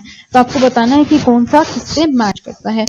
तो एक मिलान कर लेते हैं, फिर देखते हैं कि कौन सा ऑप्शन हमारे यहाँ पर करेक्ट रहेगा। पंखहीन कीट क्या है? इसका जो आएगा वो आएगा आपका रजत मिनाब। ठीक है, उड़ान रहित पक्षी कीवी होता है। तो इसी तरीके से अगर आप मैच करेंगे तो जो आपका ऑप्शन यहाँ पर करेक्ट होगा वो आपका होगा थर्ड। नेक्स्ट चलते हैं क्वेश्चन नंबर 28। ऊंट अपने कुबड़ का प्रयोग किस काम के लिए करता है? तो ऊंट जो का प्रयोग करता है वो करता है बेसिकली वसा के संग्रह के लिए, फैट स्टोर के लिए। जैव फिल्म क्या होती है? जैव फिल्म क्या होती है? जैव फिल्म में बेसिकली क्या किया जाता है? शैल, दांत, ताल, बिंदुक आदि के परस्पर संचित सूक्ष्म जीव होते हैं। स्तनधारी प्राणियों में भ्रूण गर्भ से मां से प्राप्त होता है। क्या प्राप्त होता है वो आपको बताना है। तो खनिज लवण, ग्लूकोज और ऑक्सीजन। थर्ड ऑप्शन आपका यहाँ पर करेक्ट है। अब आते हैं हम प्रैक्टिस 10th की ओर, यानी कि अभी तक जो हम क्वेश्चन कर चुके हैं 270 क्वेश्चन हम यहाँ पर तक कर चुके हैं। जीवांशम नेशनल पार्क अवस्थित है। जीवांशम नेशनल पार्क कहाँ है ये आपको ये बताना है। तो जो ये पार्क आपको मिलेगा वो एक बार बताइए, छत्तीसगढ़, मध्य प्रदेश, केरल या कर्नाटक। तो आपके जो आंसर है वो आप हमें कमेंट सेक्शन में करते रहिए, ताकि आपको भी लास्ट में पता चले कि आपने कितना अच्छा किया है, कितना सही स्कोर किया है। तो आंसर जो है आपका, ये है आपका थर्ड, यानी कि मध्य प्रदेश में है जीवांशम नेशनल पार्क। तो थर्ड ऑप्शन आपका यहाँ पर करेक्ट रहेगा। निम्नलिखित में से कौन सा भारत का एक पर्सन टाइगर रिजर्व है। तो टाइगर रिजर्व नहीं है, सॉरी नहीं है, आपको बताना है सरिस्का, सुंदरवन, कान्हा या काजीरंगा। तो आपको बताना है काजीरंगा टाइगर रिजर्व नहीं है। यहाँ पर एक सींग का गैंडा और ये सब मिलता है, असम में है ये।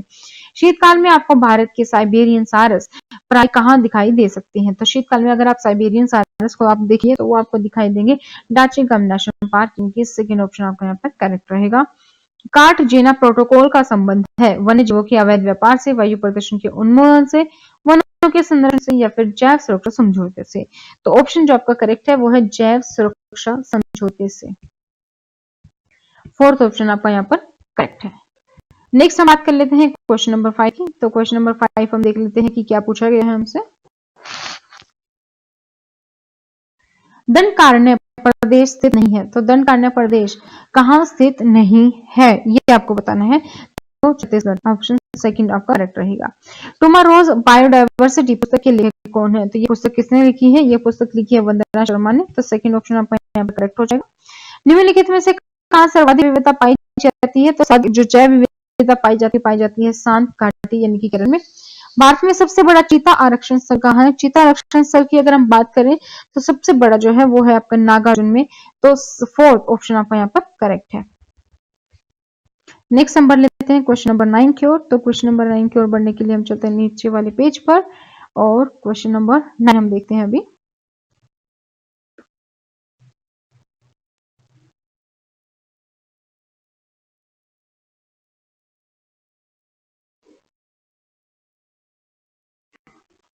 कार्बन चक्र यानी कि कार्बन साइकिल का सही प्रक्रम कौन सा होता है। तो कार्बन साइकिल का अगर हम सही प्रक्रम की बात करें तो प्रकाश संश्लेषण, उपभोक्ता अपघटक। सेकंड ऑप्शन आपका यहाँ पर करेक्ट रहेगा। सुंदरी नामक वृक्ष कहाँ पाए जाते हैं। सुंदरी नामक जो वृक्ष हैं वो पाए जाते हैं आपके सुंदरवन में। तो सेकंड ऑप्शन आपका यहाँ पर करेक्ट है। इन्हीं वन के नाम से यहाँ का नाम सुंदरवन पड़ा है। भूतल पर सर्वाधिक किस कुल के सदस्य पाए जाते हैं। जो सर्वाधिक कुल के सदस्य पाए जाते हैं वो है आपका ऑर्थोपोडा, यानी कि थर्ड ऑप्शन आपका यहाँ पर करेक्ट है। इसके आगे हम क्वेश्चन देखते हैं 12। तो किसी प्राकृतिक प्रदेश में पाई जाने वाली जंगली तथा पालतू जीव जंतु और पादपों की प्रजातियों की बहुलता को क्या कहा जाता है। तो उसको हम बोलते हैं जैव विविधता। थर्ड ऑप्शन आपका यहाँ पर करेक्ट है। वह अन्योन क्रिया जिसमें एक आबादी जो पक्षी रूप में होता है उसे लाभ पहुंचाते हैं दूसरी आबादी की तुलना में, जिसका शिकार व संबंध होता है और प्रे की भांति होती है, और परभक्षी सामान्य प्रे से बड़ा होता है कहलाती है। तो आंसर जो यहाँ पर करेक्ट है वो आपका है परजीविता। 13 है तो परजीविता ऑप्शन आपका यहाँ पर करेक्ट है। जल निगमन पौधों में तने कोमल और कमजोर होते हैं। क्यों होते हैं कि जो जल में डूबे हुए पौधे होते हैं उनके तने कोमल होते हैं और कमजोर होते हैं। तो वो इसलिए होते हैं क्योंकि आधारी उत्तक और दारू कम विकसित हो पाते हैं। तो फोर्थ ऑप्शन आपका यहाँ पे करेक्ट रहेगा। नेक्स्ट है कि खाद्य प्रकाश एवं स्थान स्पेस के लिए तीव्र संघर्ष है। तो ये संघर्ष एक ही प्रकार के आवास में वृद्धि करते हुए निकट संबंधित जातियों में है। तो सेकंड ऑप्शन आपका यहाँ पर करेक्ट है। भारत में अन्न उत्पन्न करने वाले वाइल्ड रिश्तेदारों की संख्या उत्पन्न लगभग है कितनी है। जो अन्न उत्पन्न करने वाले रिश्तेदार हैं तो उसकी बेसिकली संख्या है आपकी 320। थर्ड ऑप्शन आपका यहाँ पे करेक्ट है। पृथ्वी शिखर सम्मेलन जो रियो डी जेनेरियो 1992 में हुआ था उसका परिणाम क्या था। तो बेसिकली उसका परिणाम है जैव विविधता पर संयोजन तथा उपसंधि। जैव विविधता पर उपसंधि कब से लागू हुई। तो जैव विविधता पर उपसंधि जो लागू हुई वो आपकी 29 दिसंबर 1993 से। भारत में सबसे पहला जैव मंडलीय आरक्षित क्षेत्र कहाँ स्थापित हुआ। सबसे पहले जैव मंडलीय आरक्षित क्षेत्र आपका हुआ ओडिशा में। बुंदाला जीव मंडल आरक्षित क्षेत्र जो यूनेस्को के मानव तथा जीव मंडल तंत्र में सम्मिलित किया गया है कहाँ पर स्थित है। तो जो ये आपका स्थित है ये आपका श्रीलंका में। Second option. निम्नलिखित में से कौन सा वर्ल्ड हेरिटेज साइट विश्व धरोहर स्थान है। तो विश्व धरोहर स्थान आपका है सेकंड यानी कि नंदा देवी बायोस्फीयर रिजर्व। जैव साम्यावस्था यानी कि बायोलॉजिकल इक्विलिब्रियम ऐसी साम्यावस्था है। कैसी साम्यावस्था वो आपको बताना है। ऑप्शन देख लेते हैं एक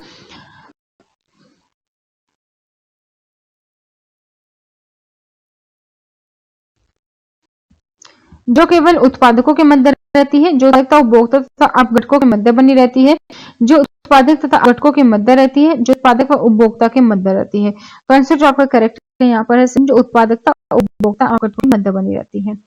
जैविक पेस्ट नियंत्रण किया जाता है, तो जैविक पेस्ट को नियंत्रण कौन करता है? बिच्छू व मकड़ियों द्वारा। सेकंड ऑप्शन आपका यहाँ पर करेक्ट है।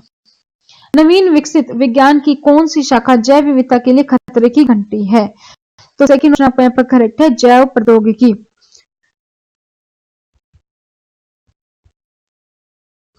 नेक्स्ट है, किस प्रकार की जैव विविधता का प्रयोग प्रजनन कार्यों में किया जाता है? तो यह है आपका फर्स्ट आनुवंशिक विविधता। फर्स्ट ऑप्शन आपका यहाँ पर करेक्ट है। लवणोद्भिद वनस्पतियों के संदर्भ में कौन सा कथन सत्य नहीं है? तो इसमें अगर आपसे पूछा जाए तो ये ऐसे पौधे सजीवी होते हैं, ये वाला कथन सत्य नहीं है, बाकी 3 कथन सत्य हैं। सुमेलित कीजिए, इसमें भी आपको मिलाना है कि नीलगिरी, नंदा देवी, कंचनजंगा, अमरकंटक और स्थापना वर्ष दिए गए कि किस स्थापना कब हुई। अगर आप इसका मिलान सही से कर पाएंगे तो फोर्थ ऑप्शन आपका यहाँ पर करेक्ट है। 28 आपका, आपको इसमें भी सुमेलित करना है, तो इसमें है बेसिकली कस्तूरी मृग, गिम्बन, शावर और गौर।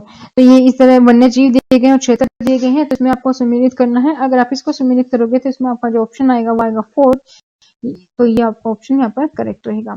निम्नलिखित में से कौन सा कथन सही है? तो कौन सा कथन सही है वो आपको बताना है। तो इसमें जो कथन सही है वो है घड़ियाल के लिंग निर्धारण में तापमान वृद्धि से व्यवधान उत्पन्न होता है, तो ये वाला ऑप्शन सही है। या फिर संकर फसलों एवं पशुओं के विकास से जैव विविधता में उत्तरोत्तर वृद्धि हो रही है, ये वाला सही है। या फिर व्यापारिक कृषि की उत्पादकता अधिक है, जैव विविधता कम होती है, ये सही है। या फिर उत्पादकता एवं जैव विविधता में विरोधानुपात होता है, ये वाला सही है। तो फर्स्ट, सेकंड, फोर्थ, ये तीनों ऑप्शन आप यहाँ पे करेक्ट है, तो ऑप्शन नंबर 4 आपका यहाँ पर करेक्ट हो जाएगा। निम्नलिखित में से कौन सा कथन सही नहीं है, ये आपको बताना है। तो 4 कथन दिए गए हैं, वो आपको पढ़ने हैं और आपको बताना है कि कौन सा कथन सही नहीं है। विशिष्ट खेती की पद्धति जैव विविधता को संरक्षित रखती है, ये वाला कथन यहाँ पर आपका सही नहीं है। अब हम बढ़ते हैं क्वेश्चन जो प्रैक्टिस सेट 11 की ओर हम बढ़ते हैं। तो चलिए देख लेते हैं 11।